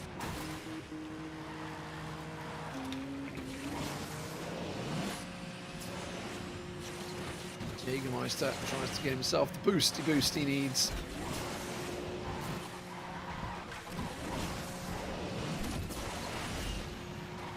Can he get the spin? He's falling further behind, isn't he? Elite Joe, it's paying off for him at the moment. Try and get himself back into this one. Chooses the left side. So it went middle and left, which is basically the same run that Alex was taking on the iOS. It has gained him ground. It's clearly gained him ground there. So Elite Joe's definitely made some sort of error, but he's still a long way ahead. A lot of work to be done here. Good to see himself gained in once again. Okay, going to be approaching the cave. They're both going to go through. Is it going to be clean? Yes, it is for Joe, and it is for Jägermeister. And you can see he's starting to throw that 360, and that's actually put him wider. I think that was almost a mistake. I mean, he's trying to force them to get the shockwave boosters as much as he can, but it's actually putting wider on the track. The position to do it wasn't ideal. And Elite Joe looks like he's going to be starting off strong here. Looks like the Americas side is banking well, isn't it? It could be, I would say, an all-American final because it's, I believe, Elite Joe is Mexican, if I'm not mistaken. So we'll say Americas, or NALA, as a lot of people like to refer to the region as, North America and Latin America. Elite Joe over the line, takes himself a very easy first race here against Jägermeister. Jägermeister, as I say, I've covered both of these guys winning championships. I know both of them are absolutely fantastic, but Elite Joe is, last time out, I think it may have been 2020 when I cast him. I think he won the World Championships then, Elite Joe. I feel like I did. I know I've covered him before when he's been picking up some big wins, but yeah. A man that practices 4 to 5 hours a day, absolutely puts in the hours. Joe is always impressive. There's no doubt about it. But now for Jägermeister, he's got a bit of work to do. See whether he can catch up and try and pull this one back. We saw it's possible. Alex did the same thing on the iOS. He pulled it back and managed to get himself a 2-1 win. But for Jägermeister, he's definitely got some work to do. Had a good chat with me earlier on Jägermeister, talking about how he's been enjoying himself. He doesn't have the work barrier that he had before when it was causing him. This was about a year ago. I talked to him, and he was struggling to get practice, but he's definitely been in there a bit more. Loves the Countach, by the way. So it's a very pretty car. Find it slightly difficult to handle, he said, because of his driving style, as well as sometimes acting a little weird on ramps, which is sometimes the physics. As you can see, Jägermeister with the lead early on this time around. Elite Joe's turn to do the chasing. He did say he's feeling slightly nervous because he's had the opportunity to play against and with opponents multiple times against Elite Joe. All of them are incredibly good, which is what we've been alluding to. It's definitely going to be a difficult for everyone to make it through to the final stage. I'm going to hope for the best. That was Jägermeister earlier on today, and well, it's looking like the comeback possibly could be on, but still plenty of racing distance to go here. And Joe is He's gaining ground on the Jägermeister a little bit here as we go through what I called the jungle section earlier on. Kind of trees. I guess we'll go with that. Not that there tends to be too many large jungles in the Caribbean. Into lap 2 we go. Let's see, is there going to be any mistakes at the moment? It has been relatively faultless driving for the two of them. Jägermeister maybe awoken a little bit after that first race.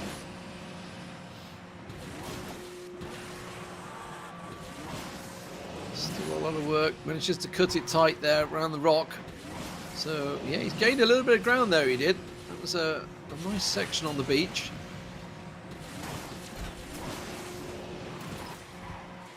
It's going to be visible. You're going to see that little dot closing in on you. Obviously, it's always the bonus, right? It's the chase car while you are chasing. You can see when you're physically getting closer. You see that car getting closer and closer and closer. Time, though, is against him here. We're coming towards the end of the lap. And it doesn't look like we're going to see any errors. But look how much ground he gained towards the end there, though. He really did catch back up on Jägermeister, but time is not with him. And Jägermeister goes across the line. So we are tied up, one apiece. You know, these are... both of these drivers have won championships. So, you know, it's not surprising to see them go the distance into the third race here in the Caribbean. Absolutely seems to be all about that start, doesn't it? The start of the race is where a lot of them gaining ground. For Jägermeister gained quite a lot of ground after the start. It seems to be once you get going, you get that fluid, that momentum going. So GG's both drivers, as we have ourselves a real competition on our hands here, moving into the third and final race. Now, the winner of this will go through and face off against Dark Hyper. And, of course, the loser will go down to face Sukti. So, I mean, it's tough. It's tough either way. It's tough either way. There's the absolute champions throughout this bracket. Historic champions. Here we go. It's all about the start. Who's going to come out on top? Dark Hyper awaits in the winner bracket. Jägermeister will just edge ahead of Joe. Only ever so slightly, though. Elite Joe still very much right on his heels. Slight little nudge paying off. The spin that I think Jägermeister didn't want to risk. He's gone wide. Jägermeister's gone wide. They're going to come in almost side by side. So Jägermeister goes for the wider route. It's always quicker to go through the cave, it seems, that Joe took. Now he is right on him. Winner bracket awaits for the champion of this race. So far, Joe harrying and harassing from behind, but Jägermeister comes out on top there. Joe losing a little bit of time. Which way are they going to go? Is it going to be through the middle? Yes, it will. Then they're going to go left again. Yes, they will. Taking the same route. Once again, it's a tight left-hander into a tight right-hander, but it does give you the edge. Into the spin they go. He's got the shockwave ready. Held it a little bit longer than Jägermeister there, I feel. And that's drew him a little bit closer. Just taking that corner slightly smoother. Oh, that's a big error, though, by Joe. And Jägermeister will be delighted to see that. Sad face indeed for Elite Joe, as he takes a risk and it does not pay off. And Jägermeister looks to be going through to the upper bracket finals. And would you believe it, Elite Joe, who I've seen pick up championship after championship after championship over in North America and on the world stage, will be going down to the lower bracket. This is, well, pretty incredible. He's going to be up against Sukti, which in itself is, you know, it's final worthy, right? But that's going to be the lower bracket matchup, which is bonkers. That's just how absolutely stacked this Android bracket is. Jäger flying along. Did a fantastic job. Those hours of practice paying off this time around. So Jägermeister makes the comeback. After losing the first race, comes back to take it 2-1. Magnificent performance overall. Obviously, it was all very much neck and neck until the start of that second lap, where Elite Joe made that single error off the jump, skims it, bam, into the wall, settles it. Let's have a look at the brackets and get things sorted out here, because it does mean, of course, neither of these drivers are out just yet. It does mean that Jägermeister will be going through to face off against Dark Hyper in the upper bracket. That'll be coming up in just a moment. And then Sukti will be up against Elite Joe down in the lower brackets. So, I mean, either way you cut it, this is going to be a tough tournament for any of these drivers, because, like, as we say, this is a very stacked tournament, no doubt about it. Let's have a look. I did speak to Dark Hyper earlier on, and he was saying this is his second chance in an official tournament. So that's why he counted himself as effectively the rookie. Safe to say the rookie in there is a little less nervous than he was last time. I think he proved that, taking down Sukti in 2 quick rounds. Yeah, so he knows he's going to be facing off against wonderful players. Yeah, that's absolutely true. He feels that the Countach is an iconic car in real life. It absolutely is. Has been for decades. And he likes that they've kept the design, the lines, which is true. It's like they kept the lines of the Lamborghini Countach, the predecessor. And he absolutely loves the performance of the car inside the game as well. But here we go. Into the finals. As you can see, it is Rome. Dark Hyper taking himself an early lead here. Just to clarify, it is the capital of the world layout, which is one of the tracks I think the majority of them like. It's kind of like I would almost say the favorite track of all the drivers, if anything. Capital of the world. So, Jägermeister. He's got to be feeling on top of the world as well, here in the capital of the world, as he just came back 2-1 over Elite Joe. Now can he take down Dark Hyper? It is tight between them. Unforced error may well be the deciding factor here.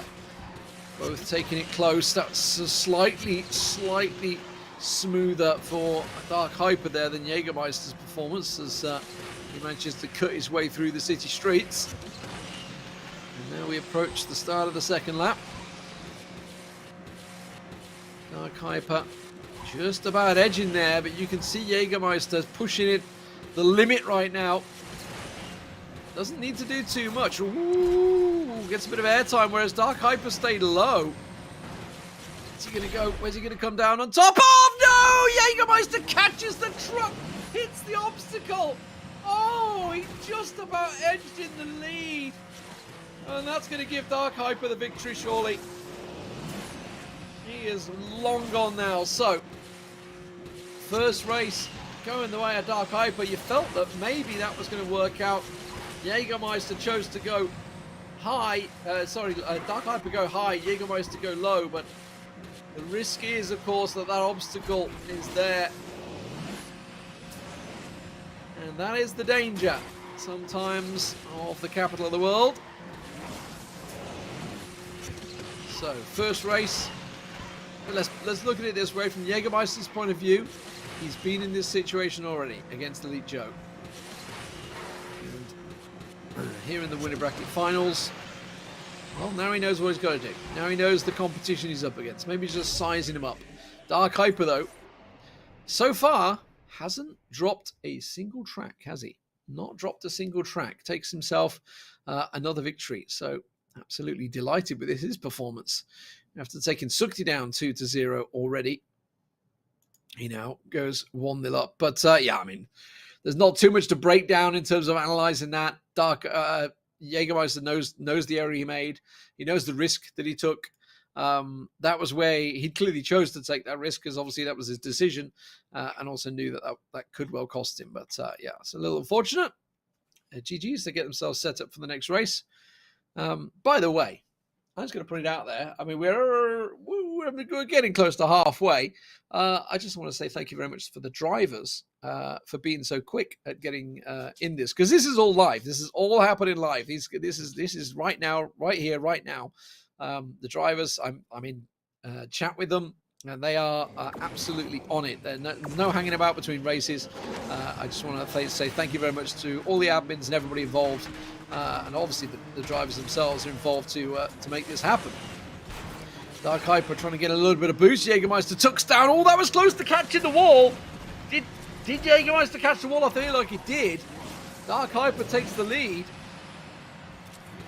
I feel like he got clattered into the wall there. He definitely hit some obstacle because he's put him a long way back, hasn't it? But now he's managed to gain a fair bit of ground on Dark Hyper, as I think he collected that car, which definitely put him back a fair distance. But Jägermeister's chasing. Meanwhile, Dark Hyper, can he go perfect into the finals? Jägermeister catching more. You don't want to be seeing that. You have a poor connection. That's the last thing we want to be seeing here in what is the upper bracket finals. Dark Hyper. Jägermeister gains yet more ground. He's really reeling him in at the moment, isn't he? Right alongside. Oh, he's clipped the wall. He's clipped the wall. It's not the end of the world. He's still got time. But that's cost him. Oh, it's a sucker punch, isn't it? He's done so much to gain the ground. Maybe boosted a little too much. Just what put him in that position in the first place. But here we go. Second lap underway. Will it be Dark Hyper making the perfect run into the grand finals? Oh, he's hit the spin low there. Oh, that's a tight turn for Jägermeister. This is where he made the mistake last time. Sticks it low. Goes up on high.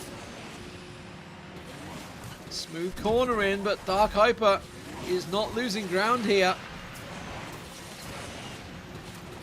Tries to cut it a little shorter. It worked out a little bit. Gained a tiny bit of ground, but it's just not enough with one lap to go. Jägermeister just seeing the road being eaten up by Dark Hyper ahead of him. Dark Hyper, who is absolutely driving immaculate right now, is not making any errors. There's the corner that Jägermeister dropped. You can see he gains quite a lot of ground on Dark Hyper on that, but he's just running out of time. There's just a couple of corners remaining. They're going to come around the corner. There's nothing Jägermeister can do. Dark Hyper will be into the grand finals, and Jägermeister will drop down to the lower bracket to face off against either Sukti or Elite Joe in what will be an epic lower bracket final. There's no doubt about it. But wow. Clean driving from Dark Hyper. Second major tournament, absolutely perfect so far. He has been on it, isn't he? He's the underdog. He's the rank underdog coming through, and he has just swept them aside. Love to see it. Let's have a quick look at the bracket as we sweep everybody else aside and see what we have coming up next. Well, it is going to be an absolute cracker. There's no doubt about it. The lower bracket, it's unbelievable to think that this is the first lower bracket match that is going to be showing Sukti up against Elite Joe, which is mind-blowing because these are both champions, multiple-time champions on Android that have absolutely delivered throughout the years. But yeah, Sukti now with Fury, used to be formerly with RPM, is now with Fury up against Elite Joe to see who's going to be into the lower bracket final and who's going to leave the tournament so early on. It's so stacked. It's absolutely so stacked. If you've been a fan of Asphalt 9 and followed the esports scene for this long, you'll realize just like these guys, these have all won championships. This is basically the race of champions right here. Race of champions that happens in real life with various champions from various sim racing and even world real life racing. This is it. This is the Asphalt equivalent right now, the race of champions. It's going to be on the US Midwest is where we're going. Obviously, whirlwind curve. So we already saw the disasters that can run afoul you on this track on the iOS, but here we are on the Android to see who's going to come out on top. Holds a particular place in my heart because I'm an Android user myself. So obviously always very interested to see how this one works out. Elite Joe starts off in the lead as Sukti looks to try and gain some ground on him. But it's a solid start from Joe, who, well, obviously went 1-0 up against Jägermeister in his first matchup on the Caribbean. Whereas Sukti, who, you know, he said after that race he was clearly rusty. This is okay. I've not seen anybody take this low run yet. That's the first time I've seen anyone take that low run. Don't think it really worked out for him. I gotta be honest. I think that's the first time I've seen anyone taking that low run in a finals. Gotta be honest, I don't think it paid off. Gotta be honest, I don't think it paid off. Saying he was rusty, but you know, after we've just seen Jägermeister get swept aside as well by Dark Hyper, albeit two unlucky moments, I would say, from Jägermeister. Yeah, it's very interesting to see how Dark Hyper's going to get challenged in the final. Remember, Dark Hyper will be 1-0 up in the finals as well. As Fury, he's gained a little bit of ground on Joe here, but Joe's going to have to make a pretty big error, I think, to lose this one. Pretty clean running so far.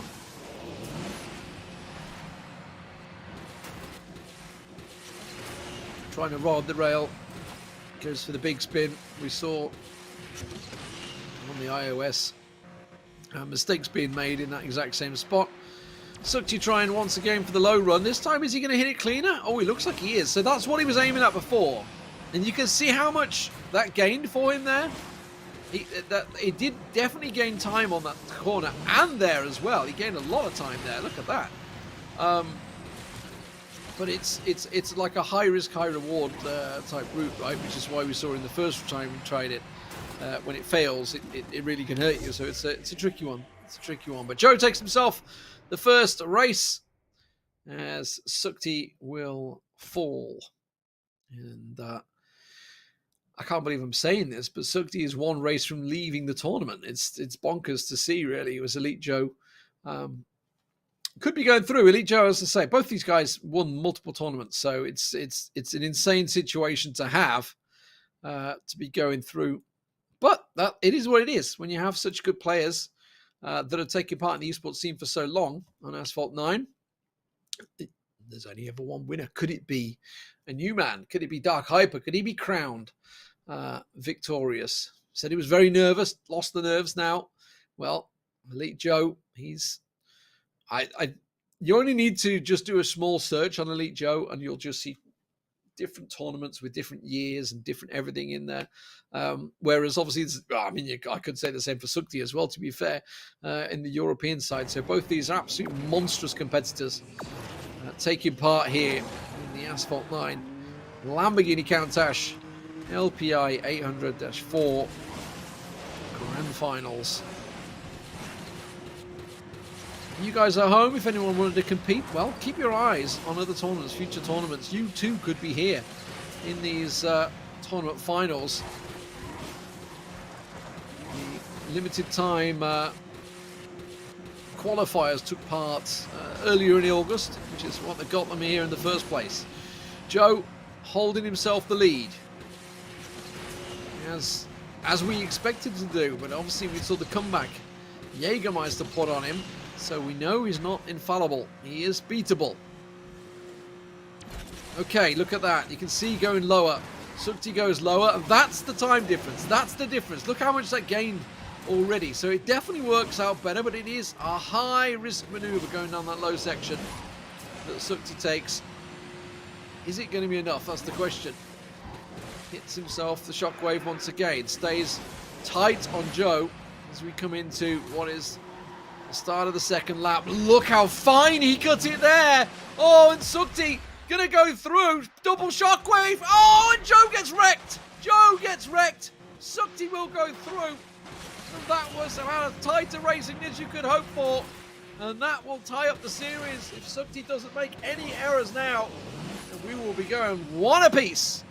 Woo! I'll tell you what, that was a heck of a comeback for Joe to make up that ground, to get into the position. But yeah, I mean, did him dirty. I mean, at the end of the day, you are in a competition. You're in it to win it. It's the rules of the game. But yeah, I mean, both were trying the same, right? Both shockwave, both spun. Could have been either one that came out on top. As it was, Sukti paid off. So Joe taking the lower route this time to try and gain the ground. But I'll tell you what, the time was all made up there by Sukti cutting a much tighter line on the final corner. A really, really tight line. This corner just here that Joe's about to take. He took that so tight, which is what gave him the distance. Joe was obviously playing it a little bit more safe. But now we have ourselves a race, ladies and gentlemen. We are going to the third race this time around. Sukti, is it enough? Can he come back? We will see. Just seeing the peppy sad face from Sukti. But yeah, I mean, these guys, they are true competitors. They know what it takes to win, and sometimes you've got to be brutal. And that's what it was. Joe up against Sukti to stay in the tournament. It's incredible. I can't believe this is the lower bracket first match. It's insane. It's absolutely insane to have Sukti up against Joe here. I'm quite excited for this. You may be able to tell. I hope you guys are enjoying it as much as I am. I am absolutely loving this action. I love it every time we get to the Asphalt finals. It's always an entertaining couple of hours for me. And it is Joe this time that takes himself the start lead. And we are right in the fence posts once again. Nice double bounce from Sukti there. Goes into it, perfect on the corner. Smooth as you like. Joe does the exact same. As we follow on through, looking into the next corner. Very tight turn. Both clipping the fence posts. The boost just about perfect. Will anyone risk the low run on the first time out? That's the question. Here we go. Spin around. Oh, that was a mistake from Joe. Joe ran a little wide there. Holds it in. Sukti is going to have to go low. There's no doubt about it. Hits the shockwave as he goes low as well, and that puts him right on the tailpipe of Joe once again. And now we know that Sukti really risks it on this last corner. That's going to be where he can make the difference up, perhaps. Keeps the shockwave down over the solar panels. Oh! Straight on top of him! Joey's wrecked! Sukti through, and that is absolutely phenomenal. He must have hit that boost absolutely bang on perfect to be able to make that stick. And Joe could well be out here, ladies and gentlemen. As the first competitor out, I'm absolutely blown away by this. Blown away by this. I mean, as I say, both of these, multiple times champions on the Android in their respective regions. But Elite Joe, I think he's going to be going back to bed after this. There's no doubt about it. Got up bright and early for this one. Actually woke up earlier and went back to sleep, put his alarm back on. As he said in Discord. I think it's probably because I highlighted his name and he woke up. Sorry about that, Joe. He's going to have to take the low run. Didn't have the shockwave available. Chased it on the second chance on the spin. But you can see way down the road is Sukti, because when he wiped him out, he was in full shockwave boost. So he just got such a huge margin over him. Just needs to take that final corner well.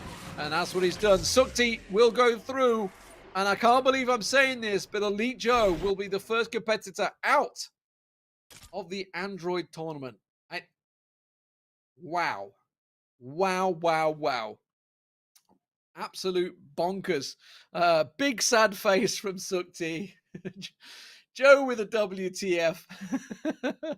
Oh, these things happen. This is thing that happened. What happened at the ramp? That's what Sukti wanted to know, because he definitely slowed down a lot. Like I don't think Sukti hit the shockwave and Joe didn't. I don't know. I don't think they did, but the drivers are having a debrief and figuring out how it happened. But crazy stuff. Let's have a look at the brackets, because I'm blown away by this. It does mean that it is an all-European a lower bracket final now, as Elite Joe is out of the tournament. Crazy. So Jägermeister up against Sukti. I've called that as a grand finals many times, but that's not the case. It's the lower bracket final to see who's going to go and face Dark Hyper, who has been immaculate. 2-0 in both of his races, straight into the final. He's got himself a one race advantage in that final as well. And now for Jägermeister and Sukti. For Sukti, you know what?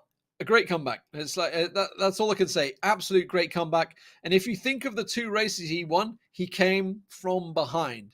He had to sit there a lap down, using his advantages where he could, and came from a lap down. Now, we move on to what is, I feel, one of the toughest tracks. It is San Francisco, the city that never sleeps. It is a really hard track layout. We saw it with Alex in the iOS. It is a very hard track layout. There's lots of areas for mistakes to be made on this track, and it can be brutal. It can be absolutely brutal. Sukti gets himself the lead early on against Jägermeister in the pink, and Sukti in the blue. And there are so many places where this can absolutely cut you to pieces. So down the hill they go, no mistakes made, but Jägermeister definitely gaining time on Sukti. He goes for a very risky spin down on the docks there. Both running pretty much the same line this time. They're going to make sure this bridge is clean. Ooh, they're going to be landing side by side. Could land on top of each other. Jägermeister hits the ramp, and that's going to give him the lead. A great overtake there from Jägermeister. Could have gone very wrong. Clipped himself onto the bus, though. Has to hit the shockwave. This is not over yet because Sukti is right on his heels still. Nice play, though, from Jägermeister to get himself ahead there. Just executing the boost at the exact right time. Sukti just clipped that car, I feel. May have just cost him a little bit of time as we go down the hill one more. Off the building. Holds it, gets himself the gentlest of spins. I don't think Jägermeister risked it, which is why he's just gained a little bit of ground there. As we go across the docks. Does go for the spin. Goes for another spin, really trying to build that boost bar to its maximum. Aftershock should be ready, going over here, over the Golden Gate. Definitely gained a lot of ground. Sukti misses the first ramp. So, sorry, hits the first ramp, whereas Jägermeister missed it. Both go under. Gaining on him, but Jägermeister is looking pretty perfect on this second lap, and absolutely will be. He picks himself up the first race. Jägermeister will take the first, 1-0. That is a...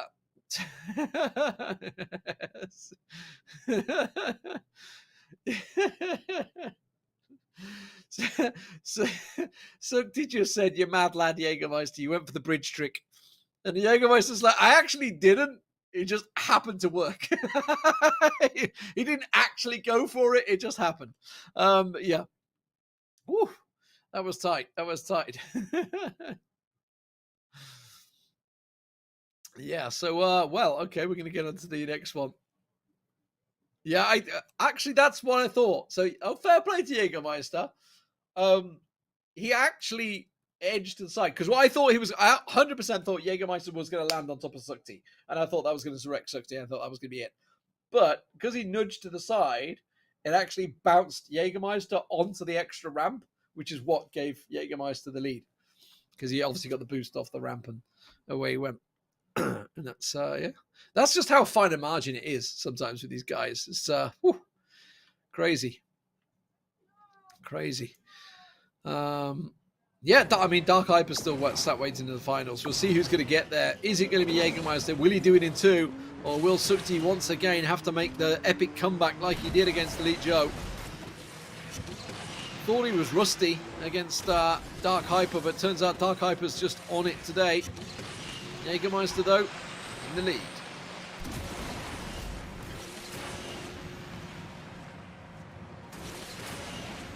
So down the hill we go.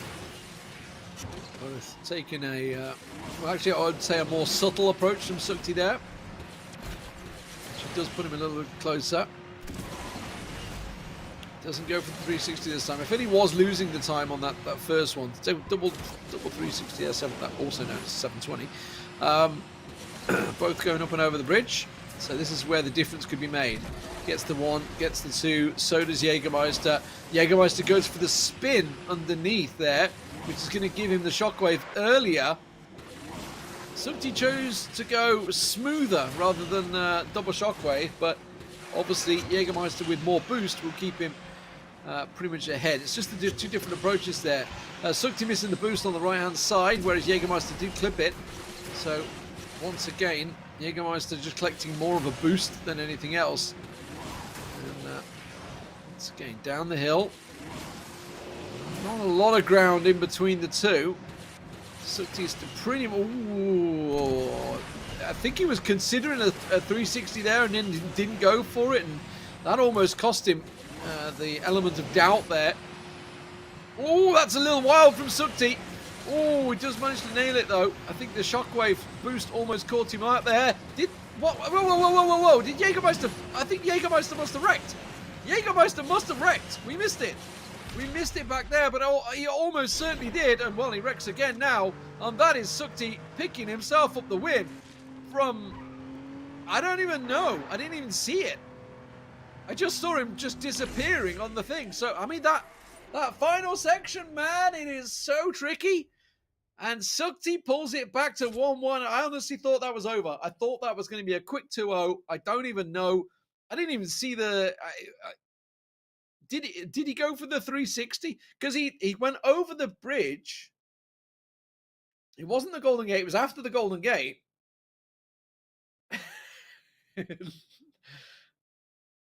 It's safe to say Jägermeister's not happy with that one. He's not too pleased about that one. Didn't actually see what it was though. I didn't see what caused it, but he needs to now get that out of his mind. He needs to get that out of his mind because obviously that's whatever happened. I think he went for the 360, went over the bridge, and he did it in the first lap, right? He went for the 360, and it was so risky. And I got a feeling he probably did the same again. Oof. He clipped something after the triple, did he? Yeah, it was definitely at the ramp. It was definitely at the ramp area where he did it. Yeah, and yeah, I just saw him just disappear off camera. I didn't see where it was because we were following him behind Sukti. But here we go, ladies and gentlemen, a battle for the ages. What has been many times the European Grand Finals is now the lower bracket finals. Jägermeister with the smallest advantages in the lead. Sukti already made a comeback after being 1-0 down to Elite Joe. Can he do the same against Jägermeister once again? Just like in both of those races, he had to come back from behind in the race after the start. Managed to make it work. Sukti, multiple times champions. Oh, that's a wide run from Sukti. Jägermeister risking the spins, as is Sukti. Sukti playing it, I would say, a little bit more safer there. Now they go. This time, cleaner and safer. Oh, that was a slow drop from Jäger. There's the triples. This is going to be where it was. I feel like he dropped down there, and he must have clipped a bus. I feel like he must have clipped a bus, which probably put him off track. That's the only thing I can think of, or whether, because I don't think he caught the bridge, did he? I don't think so, anyway. Anyway, either way, that was the last race. This one's now. And Sukti at the moment is, well, hard-pressed to keep back on him because Jägermeister is on it. That's slightest of errors, but nothing major. Sukti holding a clean line, but so did Jäger. Sukti realizing the danger, so now he goes for the 720 on the docks. Another 720 coming through, getting that boost up. Will ride it through, gets himself another shockwave through, but Jäger doesn't look like he's giving any ground this time. Doesn't get the spin this time. That will maybe gain a little bit of ground for Sukti. You can see how much he's gaining. We'll pass him in the air. Sukti goes through. Unbelievable stuff. Jägermeister behind. And just the smallest of fractions of margins is what may well have just cost him the race, and it has. Sukti has done it again. Would you believe it? Oh my word. In the final sector, Sukti pulls it off, and he will knock Jägermeister out of the tournament and go through to the grand finals up against Dark Hyper. What a finish! What a finish once again. God, I love that track. It delivers every time with such amazing races. Wow! Even HyperX, Dark Hyper, is in the chat like, holy moly, what a final. What a race. Oh my God. What a finish, ladies and gentlemen. Amazing, amazing stuff. And just the smallest of margins, the tiniest of margins. Just that one decision of the barrel roll. That's what it was. Just the barrel. And you could see immediately when when Sukti hit the barrel roll and Jägermeister hadn't, you could see him slowly gaining. And obviously, when the fact is, when you're on a straight, if you're faster, you know, it's just bump, bump, bump, couple of hit and all this. I mean, they pretty much hit everything else. It was simply that single barrel that put them out. Wow. All right, let's have a look at the brackets. That was bonkers. That was absolutely bonkers. This is delivering time and time and time again some amazing racing action today, ladies and gentlemen.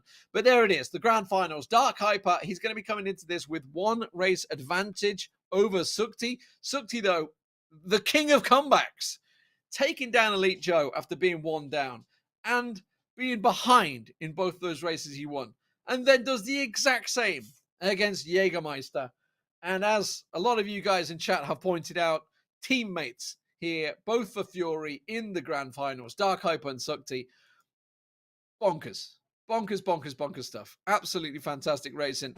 Yeah. Woo. Incredible, incredible. We're on to Osaka. We're on to Osaka, ladies and gentlemen. We're into the grand finals, and away we go. Absolutely incredible stuff. Yeah, Future Flash also pointed out to me, thank you very much, saying the forced barrel roll saves a lot of time. Yeah, it absolutely did. Insane, insane finals that we have here. But now let's talk about the grand finals, because Dark Hyper has, as of yet, been unbeaten. He's gone through 2-0, taking down Sukti in the first matchup, his teammate. Sukti saying he was very rusty, but clearly that rust has very much been shaken off. But Dark Hyper gaining a little bit of ground there on that corner. It is a very tight section here towards the end of the first lap. To be very careful. They both absolutely hit it perfectly. I'm still a little bit in shock. I've got to regain my composure after that finish. I'm absolutely gobsmacked by it, but what a brilliant finish it was. Both making some slightly rough landings there. Not the cleanest for both of them. But Dark Hyper still finds himself trailing Sukti. And now remember, you can see obviously there is that 1-0 lead up. You haven't missed a race. That is simply because Dark Hyper's come through the winner bracket, whereas Sukti has run the gauntlet and raced every single race there has been. Continues also to hold a steady lead. This is where Dark Hyper had a better run than he did, and he absolutely does it again. Nails the corner side by side coming in. Will have the inside line, gets that inside line. It knocks Sukti off his rein, and that completely throws up his momentum. Dark Hyper looking golden once again to take himself his first race in that unbeatable run that he's had so far, not losing a single race. Could well be maintained. Gets himself the spin in there. Should land perfectly. Hasn't landed perfectly. Sukti is coming back on him. Is there enough track to gain? No. Runs out of time. And Dark Hyper will take himself the first race, taking it to 2-0. That's tight, though. That's tight. You see how good these guys are. These are absolutely tight races. Fantastic stuff. Oh, okay.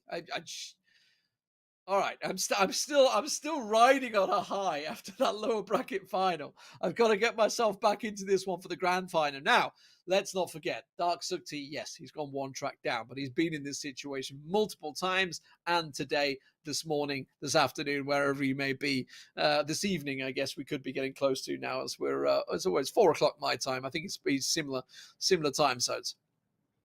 For Dark Hyper, well, he's going to be fresh and awake now, right? His first race was at 8 a.m. He's now going to be pretty much up. He shook out the cobwebs, got himself a perfect run so far. 5 races, absolutely smashed every single one of them. Completely dominated. Back to Osaka we go, ladies and gentlemen, for the Fury battle in the grand finals. Dark Hyper, absolutely impeccable so far. Has not made a single mistake. Or if he has, he's recovered well from them. Let's put it that way, because he's come back and taken victory in every single race so far today. For Sukti, well, the veteran, I'm going to call him a veteran now because he's been in these championships so many times, has certainly shaken off the cobwebs. But has he rode his luck so far? Both times on that corner, in the first race. We saw Dark Hyper come out on top. This time, Sukti pretty much met him pace for pace on that corner. It is definitely a deciding factor because it sets you up for the straight. That was a bit of a mistake, but Sukti hasn't really gained too much from it, has he? Just using the extra boost to keep himself in the lead at the moment. But has that cost him in the grand scheme of things? Has Sukti got more of a boost built up here as they hit the shockwave? Looking neck and neck so far. Sukti with a bit of work to do. Does he find a weakness in Dark Hyper's play? It's going to be all about that tight corner, isn't it? This is where it's going to be. Okay, here we go. It's at the end of this. Ooh, that was a wall. Did he just clip the wall? He absolutely clipped the wall. He ground along the wall. That's good. Yeah, just cost him so much time. No chance. No chance. This is going to be Dark Hyper taking this one. Don't quite know what happened with Sukti there. Was it a slight connection? I'm not too sure. But either way, he was just grinding against the wall for a few moments, which just cost him quite a lot of time overall. So didn't exactly see what caused that. Either way, that's 3-0. Dark Hyper is on to championship point already as they come over the line. Okay. Just a wreck from Sukti there just to finish things off. But championship point. Okay, well, this is it. Is anybody going to take a race off Dark Hyper? Is anybody going to take a race off Dark Hyper today? Because he is unstoppable. We're moving on in track, so we're going over to Shanghai now. We will move over into the next track. And I got to be honest, I'm not even sure. We're into the Pearl of the Orient is the layout. But yeah, these guys, they do not seem to be, certainly Dark Hyper doesn't seem to be making any mistakes, does he? Sukti just said, I hate that track so much. I guess it's safe to say. I guess it's safe to say. So it's 3-0 right now. And we move on to what could be the final track, Shanghai. Or will Sukti have a comeback performance for the ages? It would be the fullest of comebacks. He can't afford to drop a single trace now. 3-0 down in a best of 7. One win is all that Dark Hyper needs. And what can we say about it? You know, he's coming into this and saying, yes, this is only my second major tournament. I'm not as nervous as I was in the first. And boy, is it showing. Absolutely nailing it. Both representing Fury, Dark Hyper and Sukti. And away we go. Into Shanghai. Dark Hyper dominating the Android series against what is and what has been an absolutely stacked competition to be here in the first place. Sukti trails once again as Dark Hyper already sets himself up a mighty lead.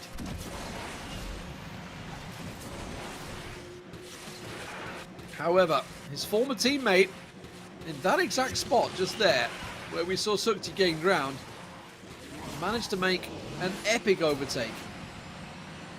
Ooh, did Sukti just completely miss the corner there, or is he purposely swinging wide to get the boost? He just seemed really late on it. Went for the wide line.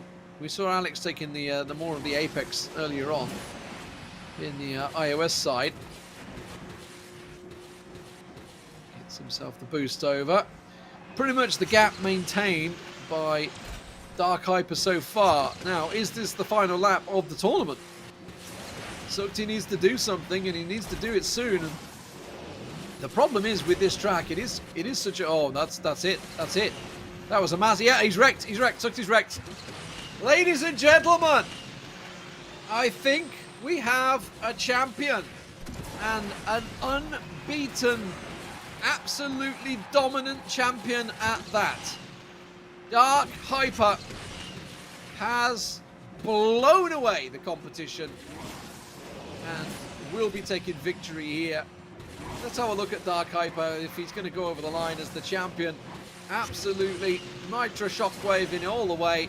And as I was saying, The problem is Shanghai is if you're trailing, it's very hard to catch up because it's such an open, wide circuit. There's not too many areas.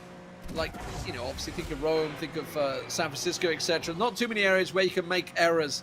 But Dark Hyper is your champion, ladies and gentlemen, on the Android for the Asphalt 9 Lamborghini Countach LPI Challenge Finals.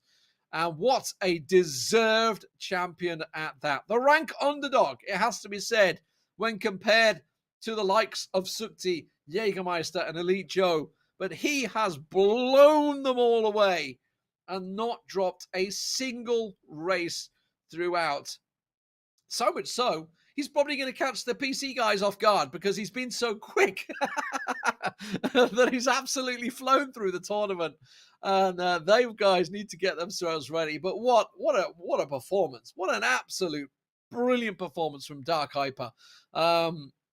Is it the future? Well, may well be. You know, are we seeing a changing of the guard effectively as one king passes on the crown? Or I guess you could say multiple kings passing on the crown to Dark Hyper there as they all get blown away. Fantastic stuff. Yeah, I mean, I guess there's only so far that Sukti could go with the double comeback, the comeback over Joe, the comeback over Jägermeister, just one step too far, maybe took it out of him a little bit there. You know, having to do race after race after race after race it was a lot to ask. So, we're not quite done yet. We have one more competition to go, and that is the Windows Finals for the PC. We're going to go to a break, and when we come back, we will move on and see who we can crown our final champion. See you in a few.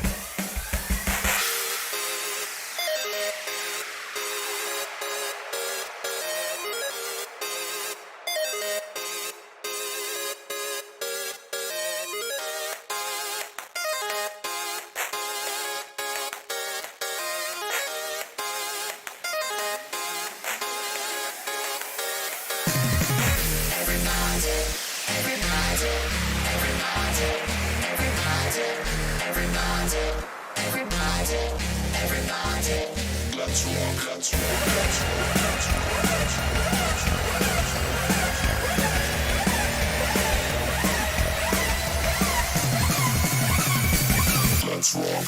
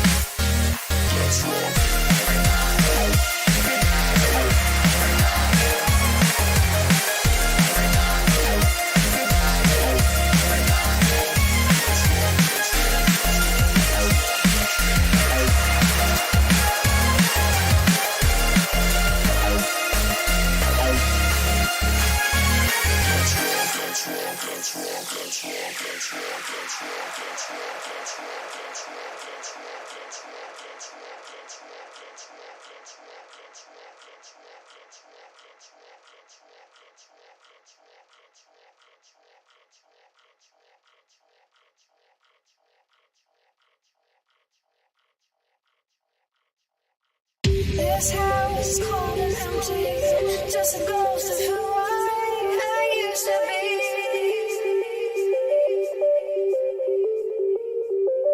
Stare at my own reflection, wonder if you'd even recognize me. Who's gonna say goodnight? Who's gonna say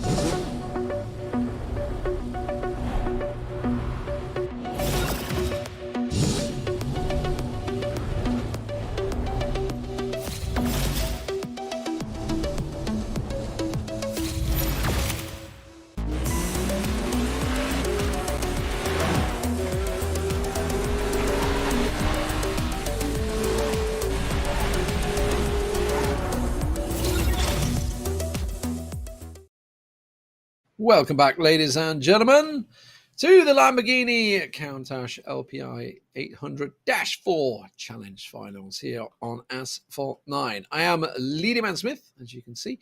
I've been commentating Asphalt for many, many, many years now, as well as many other esports titles. And I'm delighted to say this is my first time casting Windows PC Asphalt 9. I have never done that before. This is my first time. I've covered iOS, I've covered Android, but for the first time I'm getting it out in to see what the PC has to bring. Obviously, I'm a PC man. I'm using my PC right now, so I'm actually quite excited to see what the competition is like on here. Obviously, in comparison to, say, iOS and Android, which we've just had two amazing, amazing tournaments on. If you are unsure of how we got here in the first place, or you've just landed on the page and find yourself watching this, then first off, welcome. And second, let's just talk about how the format was. They had two limited qualifiers, both at the start of August and at the end of August, which is where we found the top two drivers that came through to get here in the first place, as I try and fend the cat off my feet. If a cat just suddenly jumps on my lap, you'll know about it. But that's how they've got here. That's how we've managed to get our four drivers. Time trials going through. And judging by the last two competitions we've had on iOS and Android, the very best are the guys that have been here in this competition. So let's have a look at the brackets to see exactly who we have for the Windows PC. Starting things off, as you can see, there are quite a lot of titles in there. As my doorbell goes, wonderful. Two teams from Pro, actually the leaders of the Pro tournament, that is Racer Best and Svesky, aka Will, and RPM Al versus Into. As my dogs are getting hyper about the doorbell going, the guy won't deliver. I can tell you what it is. It's an Amazon package, and it's one that I really want. But unfortunately, I broadcasted. He had hours to deliver it, and then he does it while I'm live on air. Brilliant. Brilliant. Absolutely love it. Well, it'll just have to wait. Anyway, that's who we have. Let's show the brackets of what who's falling where. It will be Racer Best up against Al from RPM, and it will be Sveksky. I didn't actually ask him is how he pronounces it. Svesky versus N2O. Or Bwin. They have different names in Discord than they do in the brackets. So we're going to be starting things off as we have done. God, this guy doesn't give up. I don't know if you can hear my doorbell, but he doesn't give up. This is third time ringing. He really wants to deliver this package. It's going to be starting things off. We are into the Nevada Desert Run as we get things underway. It is Racer Best versus Al. Racer Best is going to get himself to start here. Both representing their org. They are the leaders of the org, actually, I think. Obviously, RPM we've already seen. For Al, we've seen Alex performing brilliantly earlier on. God, my dogs are joining in. He just keeps on knocking that doorbell. He's insistent. But either way, Racer Best. Let's talk about him because he has himself a fantastic start here. But we know what this track is all about. We know you can make that shortcut. And that was a mistake from Al there as he hits clips the inside Not the ideal line as they try and get things sorted out. Will go low. Try to run it low. Now can he go for the spin? Doesn't risk the spin. Will hold it. Doesn't catch the truck either. Second time of asking. Goes to the tight corners. Tight right, tight left. Up over the hill we go. And then into the tunnel for lap 2. And, well, the gap has kind of been maintained throughout. Oh, that was a mistake from Al. He did not want to actually go that side. Yeah, that was a mistake. He was just running so wide. It was good to react as quick as he did, so he didn't wipe out, clashing into the concrete. I can't remember. My brain's checked out. But yeah, that was a big mistake from Al. He should have tried to correct himself, but unfortunately, that's put him further back, and I don't think he's going to be able to gain the ground here. It's a tricky track. There's no doubt about it, and there is potential for Racer Best to make a mistake. But it doesn't look like it's the case. Racer Best, I believe Racer Best was the one that was talking to me. Yeah, so he's a 26-year-old finished guy. Has played it since launch. And he is the self-proclaimed top 1 legit player in Asphalt 9 Legends. There you go. He won the 2021 Team Edition as well on Windows as well. So certainly got some high pedigree. As Racer Best proclaiming himself the top 1, and you know what? He's won the first race, so why not? Why not proclaim yourself the best? Let's see if he can. Let's see if he can back it up and take that self-proclaimed into and make it official. Is the best way I can put it. For Al made the switch over from mobile to PC. Reckons he's one of the older guys, and when he says he's 35 years old, I'm still a lot older. Trust me. Yeah, and he's been in RPM for about 2 years, so still improving every day, considering himself up and coming, rather than one of the top. Well, he's up against one of the top drivers right now, so we'll see how it goes as we get race 2 on the way in just a second. Apologies if you're hearing my dogs going wild. I don't think this. I tell you what, Amazon, if you're out there, full credit to your delivery guys for trying their best to deliver this parcel about 5 times, ringing this up. I mean, really, in fairness, it is absolutely pouring with rain outside, so I don't blame him. He's probably just like, oh my God, this is my life. Anyway, Racer Best. Oh, did he just outdo himself? No! I was just about to say they've got to be careful of the concrete bollard. And I actually thought Racer Best was going to hit it. He cut inside, and it left Al just sort of, the little clip just sort of sent him understeering into the bollard. And that may well have decided it in the very first corner. It may well have just decided it in this very first corner. It's a little unfortunate. I don't think he did him dirty. I don't think so. I think that's fair to claim, because they were both in a slide. And just Racer Best realised, I think he had to cut across. I would say more of an error on Al's side than anything else, but it happens. It happens. And, well, we'll see if he can come back from it. I'll be surprised if he can, but who knows. I have seen some pretty strange things in Asphalt in terms of unforced crashes, etc. So into the right-hander where obviously the mistake was made. Pretty clean run so far from Racer Best, though. Doesn't seem to be making any mistakes, does he?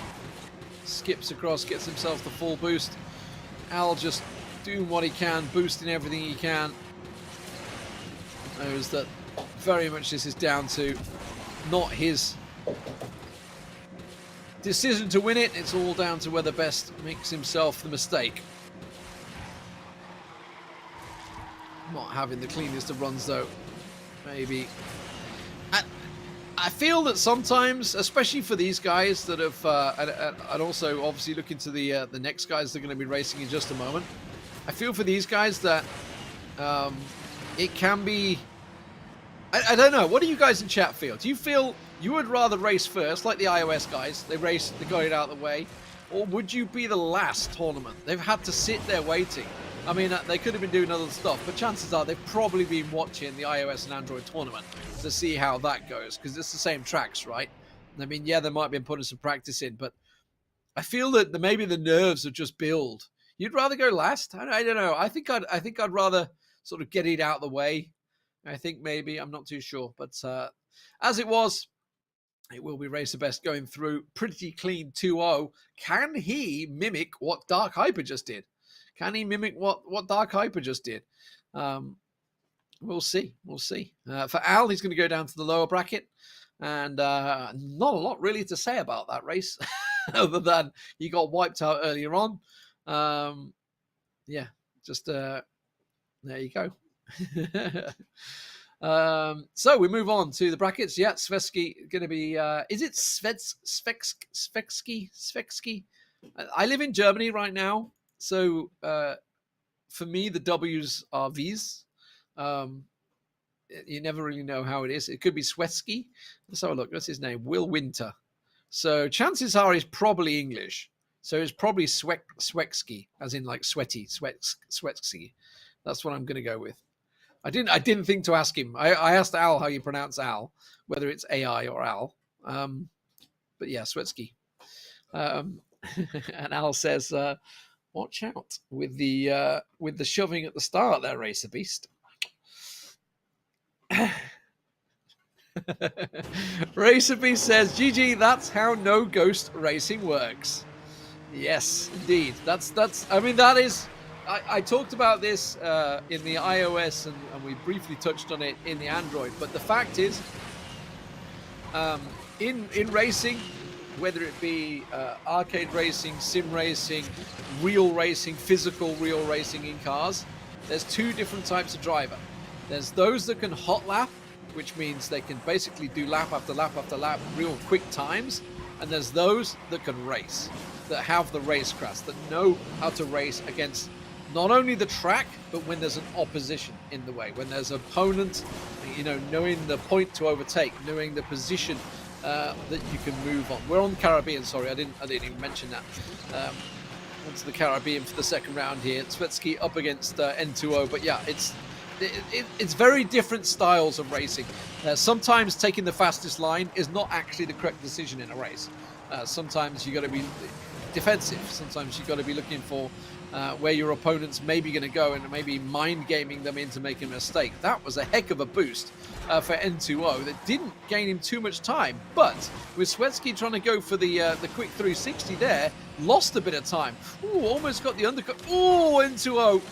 Oh, I was a little nervous there. That's where Elite Joe cost himself some time and actually wiped himself out. I thought we were about to see the same for N2O there as Elite Joe did on the Android. Wasn't the case though, but he is still behind. Let's see how it works out. Still very tight. I gotta be honest, N2O seems to be cornering a lot nicer than Svetsky. Definitely gaining a lot of time in the corners. But overall, on the boost, not quite. Again, really nice cornering, but the problem is Svetsky is there. You know, you can't physically go through. You can't go through. It's not a ghost car you're racing against. It is an actual physical Lamborghini Countach in your way. At the moment. Ooh, didn't quite catch the swing right. Good prediction, no. Now we're on it. We're coming up to the line. Oh, tried to go for the undercut. Oh, you can see what N2O tried to do there. That was dirty. He tried to boost and bump him out the way, didn't he? That was 100% what he tried to do there. Whoa. That was 100% trying to get into the side of him and knock him. That's exactly what he tried to do. Didn't quite work out for him, which is why you saw him going into the wall there. But, yeah. I think it's safe to say the heat has turned up a little bit for the PC players. I think it's safe to say that the heat has turned up a little bit. But I agree with what you're saying there, Excel. Absolutely a phenomenal racing line. Yeah, definitely. Like on the corners, he was gaining every time. He was really clean on those corners. So definitely something that Swetsky's going to have to keep his eye out here But Swetsky is 1-0 up. And could we have a all-pro final? That's the question. So here we go. Yes, and a lot of people know him as B-Wine. I should say that. N2O is known as B-Wine. So as it stands, though, it is Swetsky once again taking the lead. Both going in for that tight angle before the rock. We've seen on iOS and Android a couple of people have took a wider line, but look at that. They're talking clean lines. Look at that overtake. Absolutely smooth as butter. N2O just blasted through. Love to see it. And now we're going to have a race on our hands here. Once again, smooth. He absolutely drills the racing line to perfection, hitting the apex, kissing the apex almost as he just brushes on by. And Swetsky's got a bit of work to do here now, as N2O seems to be refining his craft in this second race. Again, sees him just absolutely nailing it. Swetsky hits the rocks. And that's the end of this race, unless there's a big error by N2O.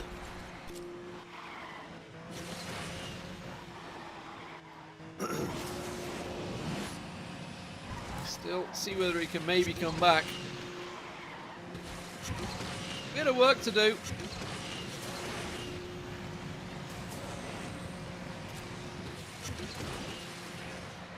Still, I just feel that N2O's racing lines is are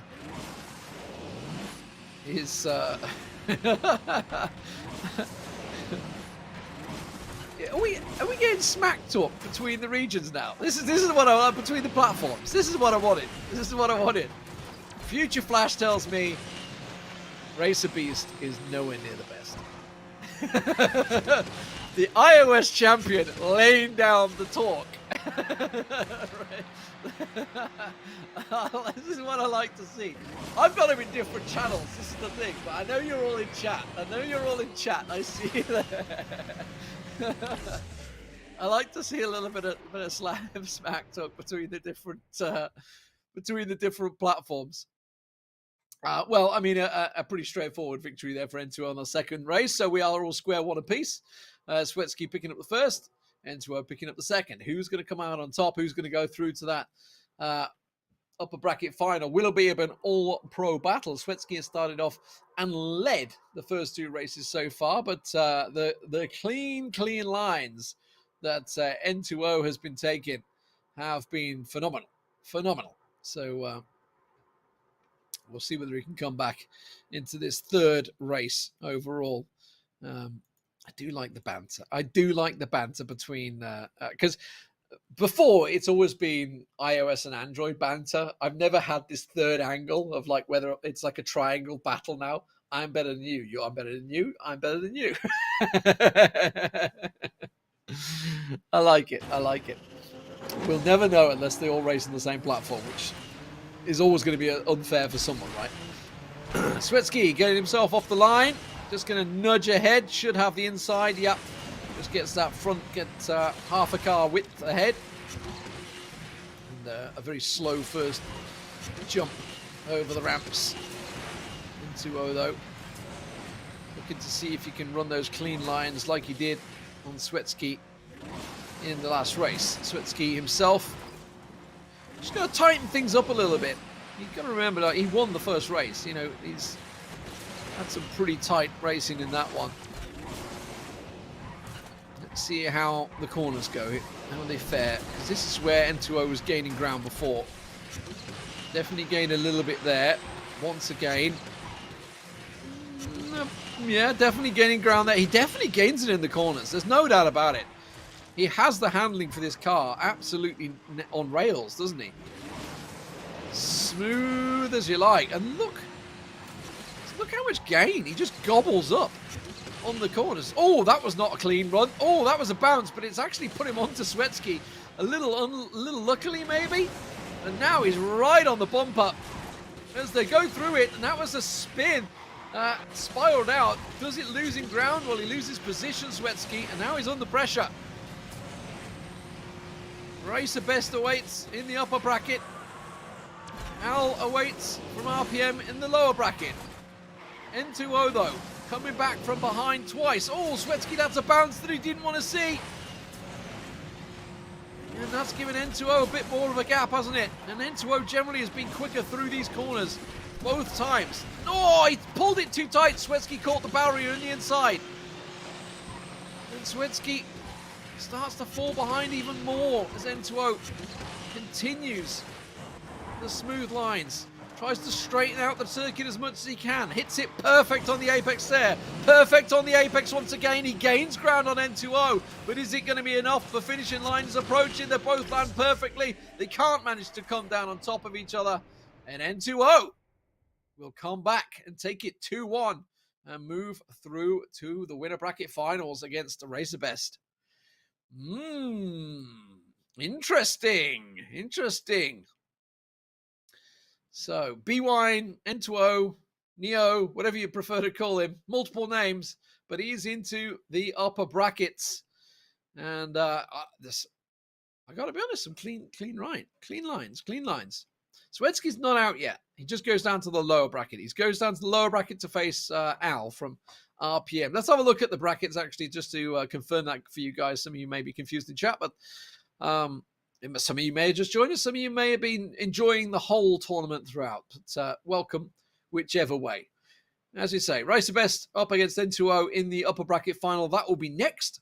And RPM Al versus Swetsky down in the lower brackets.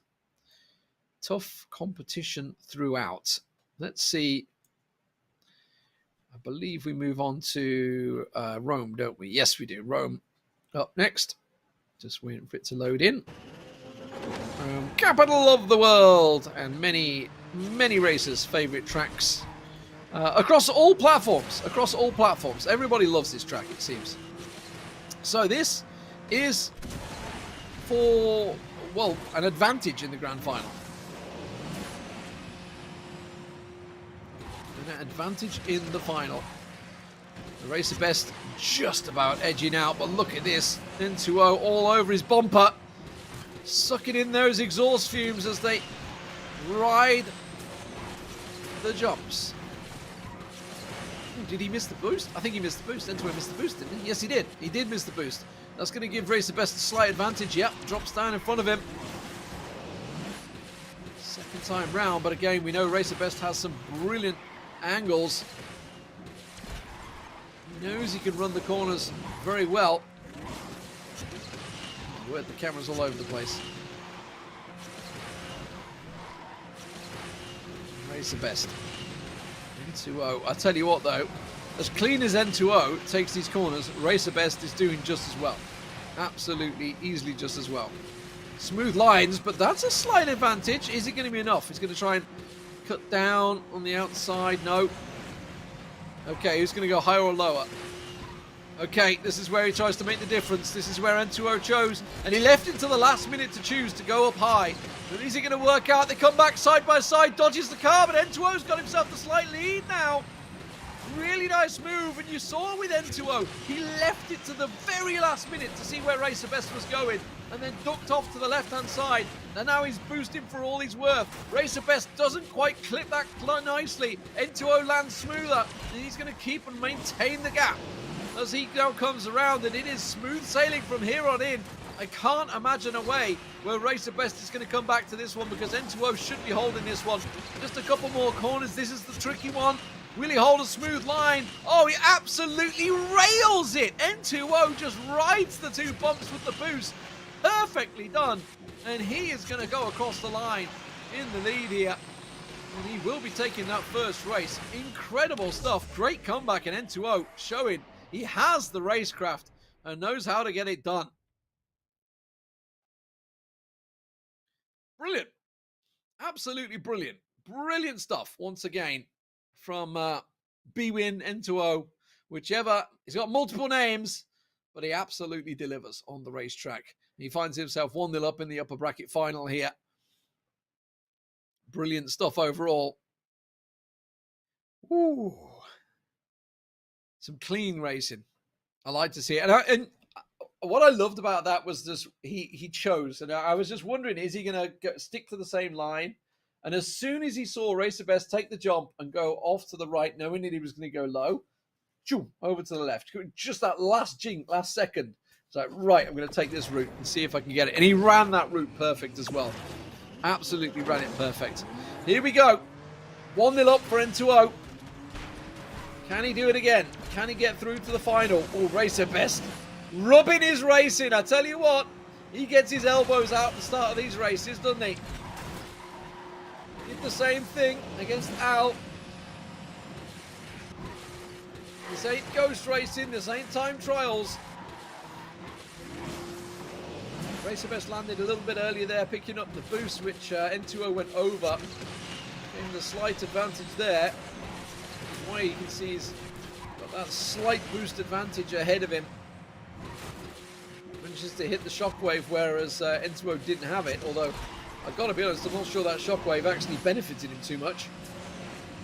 Now he'd both have it. He hit the jump, looking good. Both landing perfectly, both running it perfectly. Let's see if he can get the double bounce once again as he did before. This time Racer Best absolutely matches him toe for toe, but the corners is, I tell you what, is absolute, the cleanest lines come out from N2O on this. Now, here we go. Is he going to do the same again? It's almost like having the pit stop advantage in Formula 1 when you're stuck behind him. He's going to go high again. He's going to go high again. Is he going to pay off once again? Has he got the boost to back it up? Where's the Racer Best going to land? Oh, he lands on top of him! And he wrecks him! And that's going to be Racer Best coming through. And that, ladies and gentlemen, is the danger of taking the high line. Because you know that the opposition will be coming down somewhere around you. And Racer Best should take this one, barring any unforced errors. And we will be tying up in the series. Ooh. Oh. Elbows out. I tell you what. This one is definitely a little more dirty than the other platforms. I'd love to see it. I think it's safe to say the Windows is delivering once again here. Or PC, whichever you prefer. Racer Best goes over the line. It is all square, one apiece. And, well, you can see the clear differences in race, you know, in terms of finding the jumps and hitting the boost. Racer Best absolutely has it on. And just like, again, Swetsky, N2O absolutely runs the most perfect of lines on corners. He's like the apex king, as it were. But that's the risk, right? That's the risk. It almost happened in race 1 as well. They actually came down next to each other. This time, pancaked him on top of him. Absolutely legit. It's there in the game to be done. You can do it. And you know what? Got him the win. So now we are all square in the upper bracket. And remember, this is for a place in not only the grand final, but also for going into the bracket with a win. So you're going into that bracket with an extra race win. So here we go. Loser, of course, will go down to the lower bracket final as well. Look at them. Look at the elbows coming out from both of them. Bumper to bumper, side to side, door banging all the way. And N2O this time comes out on the lead. And now it's down to Racer Best to see what he can do. What's he got in the locker to try and chase down N2O? Magnificent racing. I love it. Brutal stuff. Robin is racing and all that.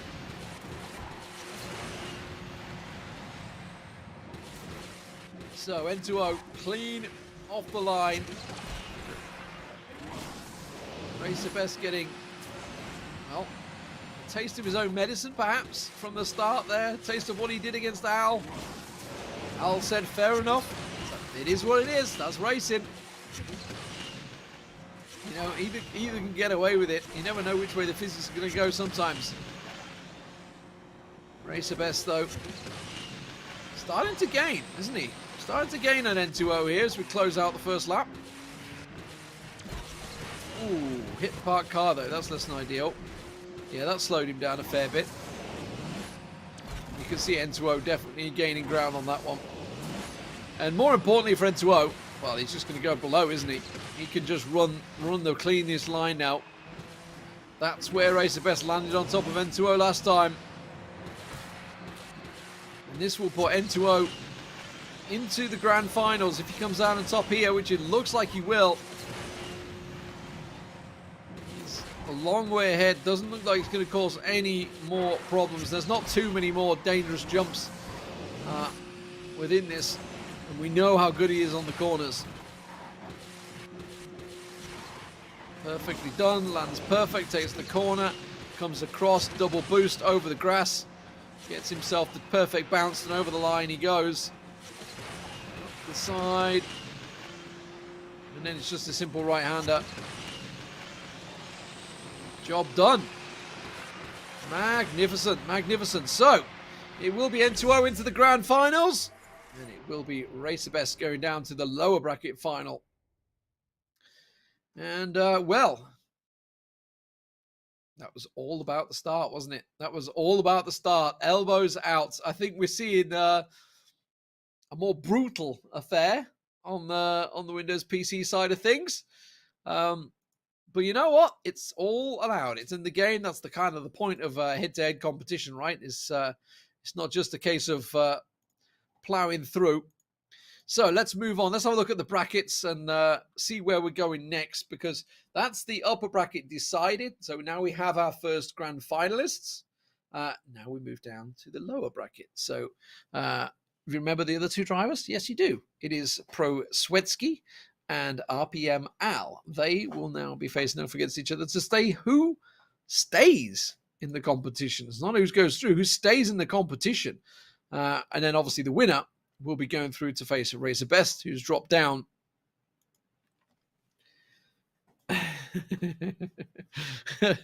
Racer Best says, my start strategy didn't work a third time in a row. Rip. Exactly. The muscles out tactic. B-win. Getting on to that one. So Al up against Swetsky. And once again, we move over to the US Midwest with the tornadoes bristling away. I think I'd be pretty scared to drive, with the tornadoes just chilling out there, swirling around. But we do know this is a... Oh, that's cheeky. Swetsky getting the boost jump over Al there. Al wasn't able to get onto it, which is giving them a bit of an advantage. But we do know, if you've been watching all day long, then you'll be well aware of the multiple areas where you can gain from that. I was just looking at it thinking it doesn't look like he's going to land safely there. And Al unfortunately wrecks. And Swetsky will continue on. But no, and he's even going to drop down low as well and take the faster line. Which is where we saw Sukti on the Android gaining so much space on Elite Joe. So much time on him. There's also obviously the final section, the big jump towards the end of the lap. You can gain on. Obviously around here as well, but towards the end of the lap you've got the big section where you cut across the rock, it goes effectively, or as next to the rock as close as you dare, just here. And we've seen some people getting very close to that. Bumblebee especially was running really close to that on the iOS earlier on today. Unfortunately for him, no! Wow, when he's not going for you, it's not going for you. Al wrecking on the jump. Because he hit the jump at the wrong angle. The physics engine doesn't like you. It's not with you. So, well, this first race is pretty much a done deal, isn't it?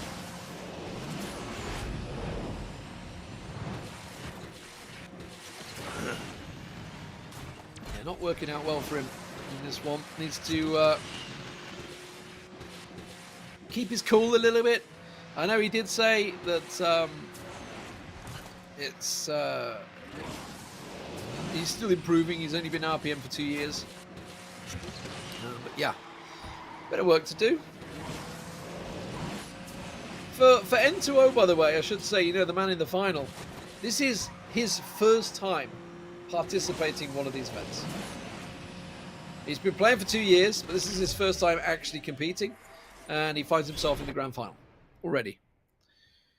Yeah. He said he loves the car, so not too surprising. But yeah, I mean, that was a done deal for Swetsky, right? That was that was about as clean as it goes. But Razorfest saying it. See, this is what I thought, right? That low route, that's the risky route, and I thought that it's like, why is he taking this route when he's got such a lead? But he was still taking the risky route. I personally. Al's saying, please do. I thought when he did it, I was like, why is he doing this when he's already so far in the lead? It's an unnecessary risk, which is why we saw, obviously, it's really the route that you take when you're trying to gain ground. There's no reason to do it in a race when you're so far ahead. But anyway, it paid off for him. So Swetsky 1-0 up as RPM Al's got a bit of work to do here to try and get in there. Make sure he doesn't wreck is the main thing. A single win would be nice for him. And here we go. Swetsky off the start line. Just swinging that rear end of the car, just flicking it over. As they ride the barrier, both hit the jump. Ooh, a bit too far for Al, I would say there, if anything, on the jump. Maybe he just hit the boost at the wrong moment, but carried too much airtime. Landed a little hard on the corner. Swetsky holding the lead, though, still. His teammate waiting in the lower bracket final. For Al, it's about a pride right now. Pride for a win, and then maybe do better after if you get one. Feeling the heat of the competition. Down low they go. Swetsky still holding the lead. Who's going to go for the risky route? That's the question. As we come around tight corners over the solar panels. Still looking clean. That's a good run there. Swetsky drops down just in front of him. Al's gaining ground. Now, are they going to cut it as fine as they can? No, both played it pretty safe, actually. Swetsky, he lost a bit of control on the landing there, didn't he? Al's going to get the ride as well, so he's going to get the extra boost here. Should come down. Whoa! I think Swetsky came down on top of him. I think that's what happened. They're both almost...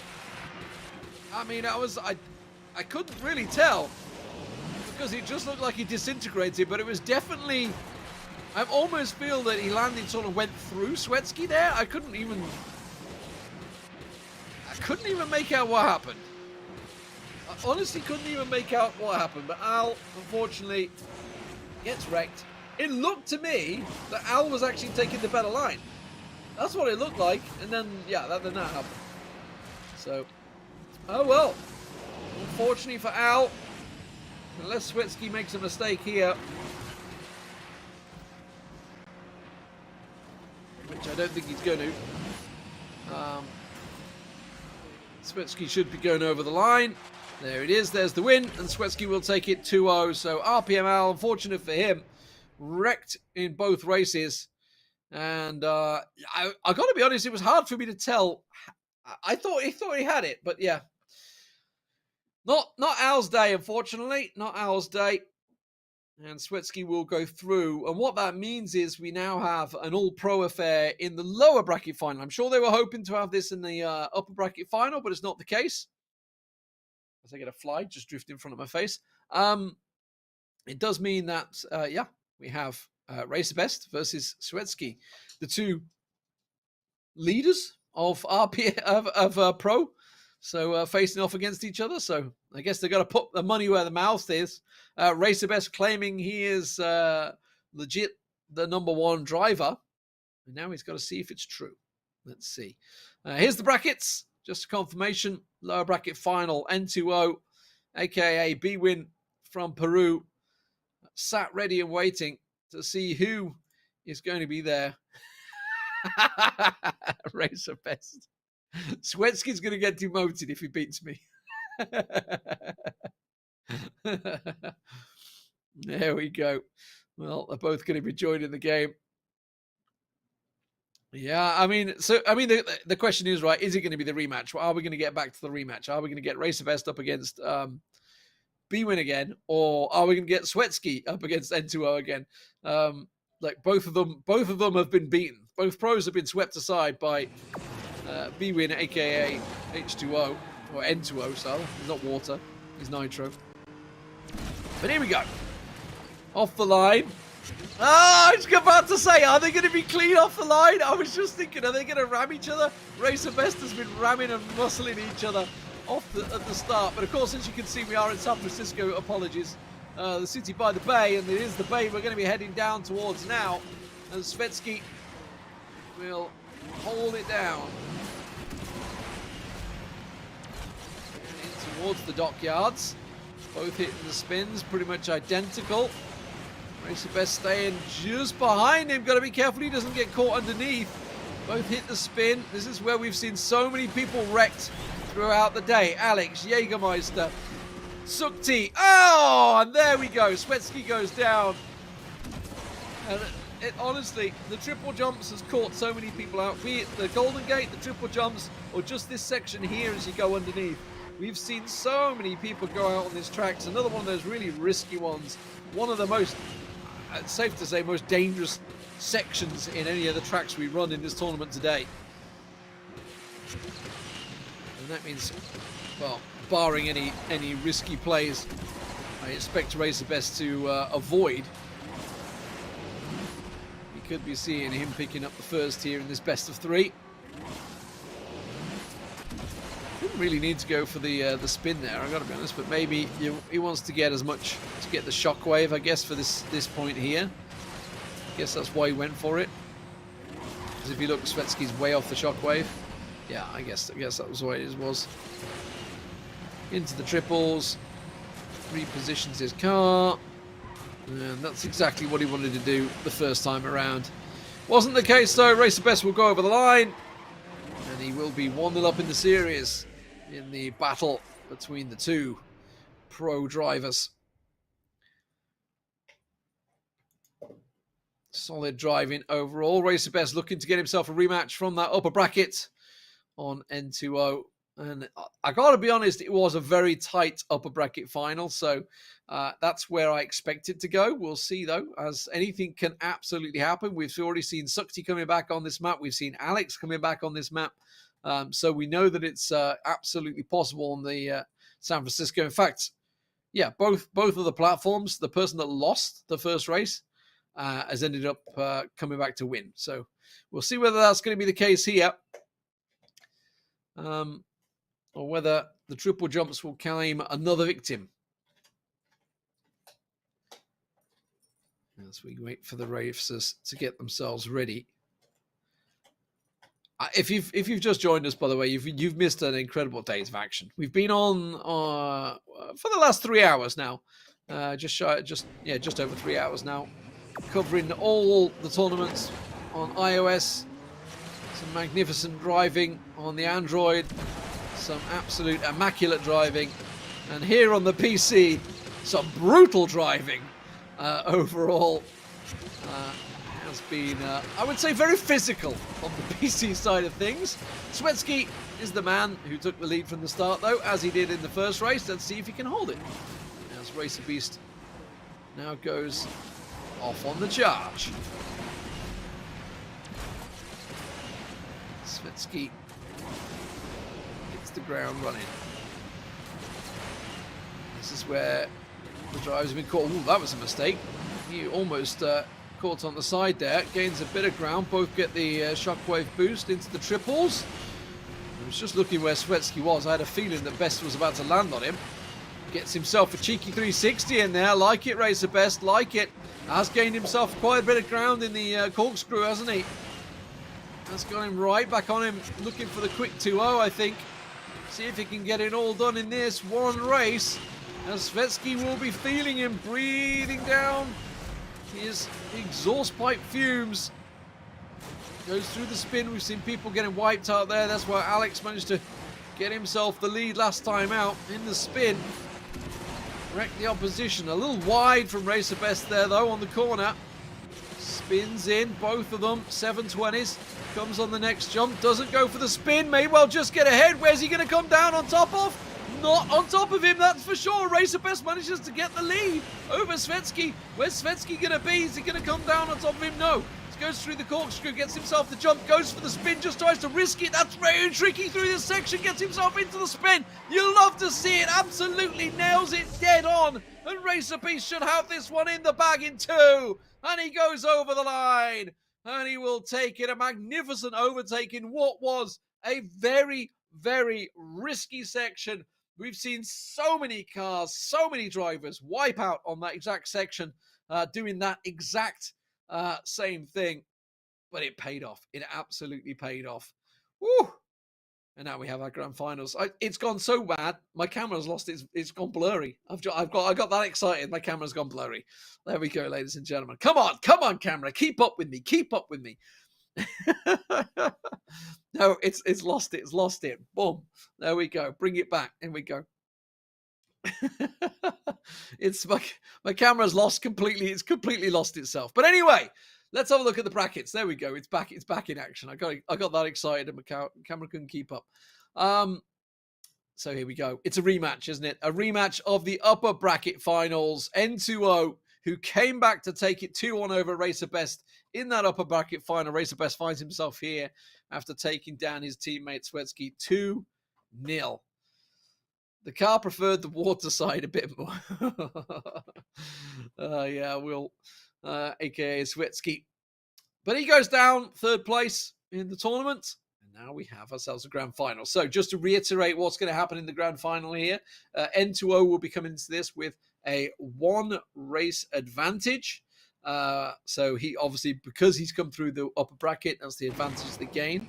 And we will be starting things off on Osaka once again. So here we go. A very tricky first track. Lots of areas where you can make mistakes and absolutely may be able to make mistakes. A clean start. No elbow rubbing at the start. No door banging, as it were. And both actually make it through the garage cleanly, which is what you like to see. We saw Alex unfortunately get wiped out there. That's a big jump. Oh, I thought he was going to come down on top of N2O there. Managed to get the boosted sprint. I think that's what he was looking for as well. Both hit the shockwave, both come down hard on the ground. And this, I feel, is going to be a very tight final, the smallest of margins. We've seen this corner causing so many problems. Racer Best manages to slam into the side of N2O. Doesn't manage to unsettle the car though. N2O, we know he's got the cleanest of lines as he goes through those corners, and he manages to run it here. N2O actually goes a little tighter than I thought there. Doesn't manage to hit the boost, but doesn't matter. Works out, pays off, gains the ground, gains the mileage. That's what he's looking towards. Spin after spin after spin for Racer Best there. Just about hitting every spin he could, but it is N2O, aka B-Wine from Peru, that will be holding out. The first time, he says, in a real competition like this. Only been racing for 2 years. Absolutely delivering here in his first tournament. So far, has been impeccable. Came back from losing the first race against Racer Best in their best of 3 in the upper bracket, and has looked fantastic ever since. So here we go on the corner once again, slides it round, and as you would expect, both of these drivers absolutely nailing it. Racer Best trying to get his elbows out, doesn't pay off for him. You can see what he wanted to do there. He wanted to get the slam into the side of N2O, didn't work out for him. N2O holds the lead, he comes out on top. And this time it looks like N2O should be able to wrap this one up. There's a couple of jumps to go as they spin on through. Racer Best is going for the spins. N2O is preferring to play it safe. Is he going to have enough boost to keep N2O at bay? Yes, he will. And he'll go over the line. A tight race. Woo. I think we have a real final on our hands here, ladies and gentlemen. That was... I mean, that's what I like to see, like close contact racing like that, all the way. Like they were giving it all there.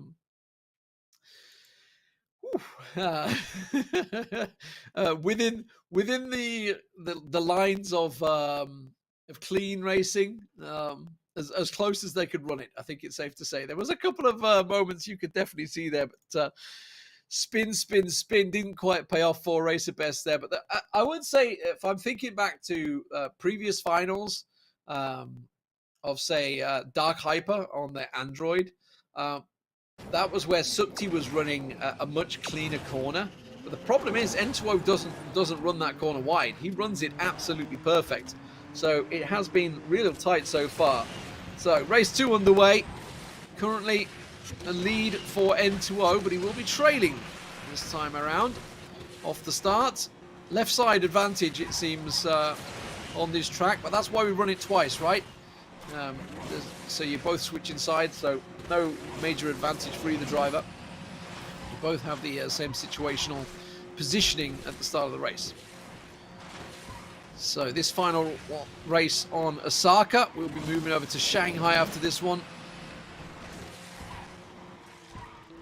And then over to Cairo if we need it for the final race. 2 races on the same track but twice, and of course the 1-0 gifted lead that N2O got from coming from the winner bracket finals. Racer best though, let's see what he can do from the front. Last time out N2O had to catch him was on Rome, and it worked out for him well. This time out, he's definitely gaining ground on the corner once again. It's something that he does. He takes a fine line, and he's right on the tailpipe once again. Actually clipped him there, I think, which is what knocked him back a little bit. The fact is, you bump into a car in front, you will slow down a little bit, which is exactly what's happened. But yeah, he's almost the straight line. Oh, I think he clipped the inside of the barrier there, which is just slowed him down a little. N2O. Okay, into the corner. Oh, it's actually a little wide from N2O this time. Racer Best had a slightly better line there. Smooth as you like through the S's, round the final curves. Oh, he tries to go for the boost. Has he got through? I think he has. Has he been enough? He's going to come through from the left-hand side. N2O's looking like he may well have just pipped him on the post there. Going to come round. Now will the spins pay off? They're both going to be spinning. You can see behind. It looks like Racer Best has fallen back though. And it will be N2O that will come through in Osaka and take himself another victory. Magnificent finishing once again from N2O. The Peruvian is absolutely delivering, isn't he? Brilliant stuff. Brilliant stuff. So that takes it to 3-0. And that means that now we move over to Shanghai. It is championship point for N2O to take it on the PC. Incredible. My dog's getting excited. See, it's that exciting. My dog's trying to make noise. Wow. What a finish. What a finish. Ladies and gentlemen. What's your predictions in chat, guys? Where are you seeing this? Is he going to take it in 4? Is B-Wine going to take it in 4? Or is he... Tristan, really? B-Wine cheater? Where in the world do you see cheating? That was magnificent racing. Do not belittle such a brilliant, brilliant performance by saying that. Just don't. Just do not. It was brilliant. It was absolutely brilliant. These guys are giving it all on the track, and I love to see it. Here we go on Shanghai, ladies and gentlemen. N2O up against Racer Best. Racer Best getting his elbows out at the start. Straight in there. A lot of you guys saying it's going to be a 4-0 for N2O. And now this is a track that absolutely defines cornering. It is a big, wide open track, but if you corner better than the next man, you will overtake him. There's no doubt about it. Brilliant stuff from both of these races. But for Racer Best, it is all about picking up win after win after win after win. He needs to take 4 wins back to back. Can he do that? I'm not so sure. N2O is so good on the corners. Where did that just send Racer Best? They both hit that car. Unfortunately, N2O missed the jump. So that's going to slow him down a fair bit here. Racer Best did go launch, but I thought he was going to get launched into the atmosphere the way he went. Racing it nicely. But as I say, this is a tricky track. If you lose the lead, it's very hard to come back from. Very, very hard. And that's what N2O is finding out here. It's going to be down to the opposition wrecking out. Tries to take the high ground, didn't work out. Didn't really gain anything on him. Hoping that maybe Racer Best is going to clip something, but it doesn't look like it's the case. Look at just how tight he runs those corners, though. I know I'm probably like beating the drum right now, but N2O is so good at cornering. It's making me quite envious. I'm quite jealous of his abilities to really hit the apexes absolutely as smooth as you like. Look at it. Look, this is a track where you generally just don't catch up, but he just took that corner so well that he absolutely gains ground, and he does again. Unfortunately, it's not going to be enough because the track is pretty open, so he just doesn't have enough time. But even the ground that he lost, he gained so much there, and that now sets it for, I gotta feel that if Racer Best doesn't get the lead from the start, and all credit to him, he took it to 3-1. If he doesn't get the lead from the start, I don't see him catching N2O. I really do not. I feel like that may well be it. I think, but we'll see. We'll see. It's anything can happen. If we do happen to keep going, we end up going to Cairo after this track. If Racer Best can pick up another one, then we will have the finals on our hand here, ladies and gentlemen. We had a clean sweep across the iOS. Dark Hyper absolutely delivering. Apologies for spoilers if you wanted to watch the VOD back. Another spoiler's about to come. For Android, we had some fantastic racing over there. Really epic finals. Sorry, Dark Hyper was on Android. Really epic finals on there. For Future Flash, he absolutely dominated over on iOS as well. It's just been amazing races all the way through. It is a best of 7. So we're sitting at 3-1. And now as we go into the Lamborghini Countach LPI 800-4 Challenge Finals, is this the final race? It's all about the start, and Beast gets himself his elbows out. The door banging comes through, and he gets the tightest of leads. The question is, will it be enough? Because N2O takes these corners very well. He goes low. Beast goes high. Racer Best's going to come down. They're neck and neck, and N2O is just slightly edged ahead. Racer Best is right alongside him. They're side by side once again. The shockwave boost isn't going to be enough. He's going to run out of boost. Goes for the 360. Tries to catch him. Doesn't pay off. N2O catches him. And Racer Beast wipes out. And that may be the final blow for Racer Best as N2O looks to close out and become the champion of the PC. That may well be it. They both went for the same move. They both went to wipe each other out. And it's Racer Best that comes off worse. And in the end, that may well be what's just undone him. N2O has been flawless in the corners. Let's have a look at him. Let's see that final lap, because I don't see Racer Best catching him whatsoever. It's all about N2O. The Peruvian, in his first ever major tournament, is looking to come through. We see him as N2O. You guys know him as B Wine. He's raced under, it doesn't matter what it is, his name, but he has been magnificent. The young Peruvian, his first time participating in the events, could well see him becoming the champion. He did say he hopes it's an enjoyable experience. Well, I think he's going to find it pretty enjoyable, don't you? I think he's going to be finding it very enjoyable, because it is going to be N2O that will be your champion here for the Asphalt 9 Lamborghini Countach LPI 800-4 finals. And a well-deserved champion if ever I saw one. Absolutely delivering as he goes across the line and takes the series 4-1 in what has been a magnificent run from the Peruvian N2O. Brilliant, brilliant performance. And I think it's only fair to say, a credit to all the champions from the day. We've had some absolute top driving, some sublime driving throughout the day. I've thoroughly enjoyed the competition today. I didn't know what to expect, and then I saw the lineup, because sometimes, obviously, with head-to-head racing, you can have straight up dominating races. Is just sometimes you can have it absolutely where one driver will get ahead, and it can be a whitewash. But today we've had just brilliant stuff. Obviously, from The start of the day, Future Flash obviously delivering a brilliant performance on iOS. Then we went across to obviously Dark Hyper, who dominated on the Android. Some brilliant racing from him.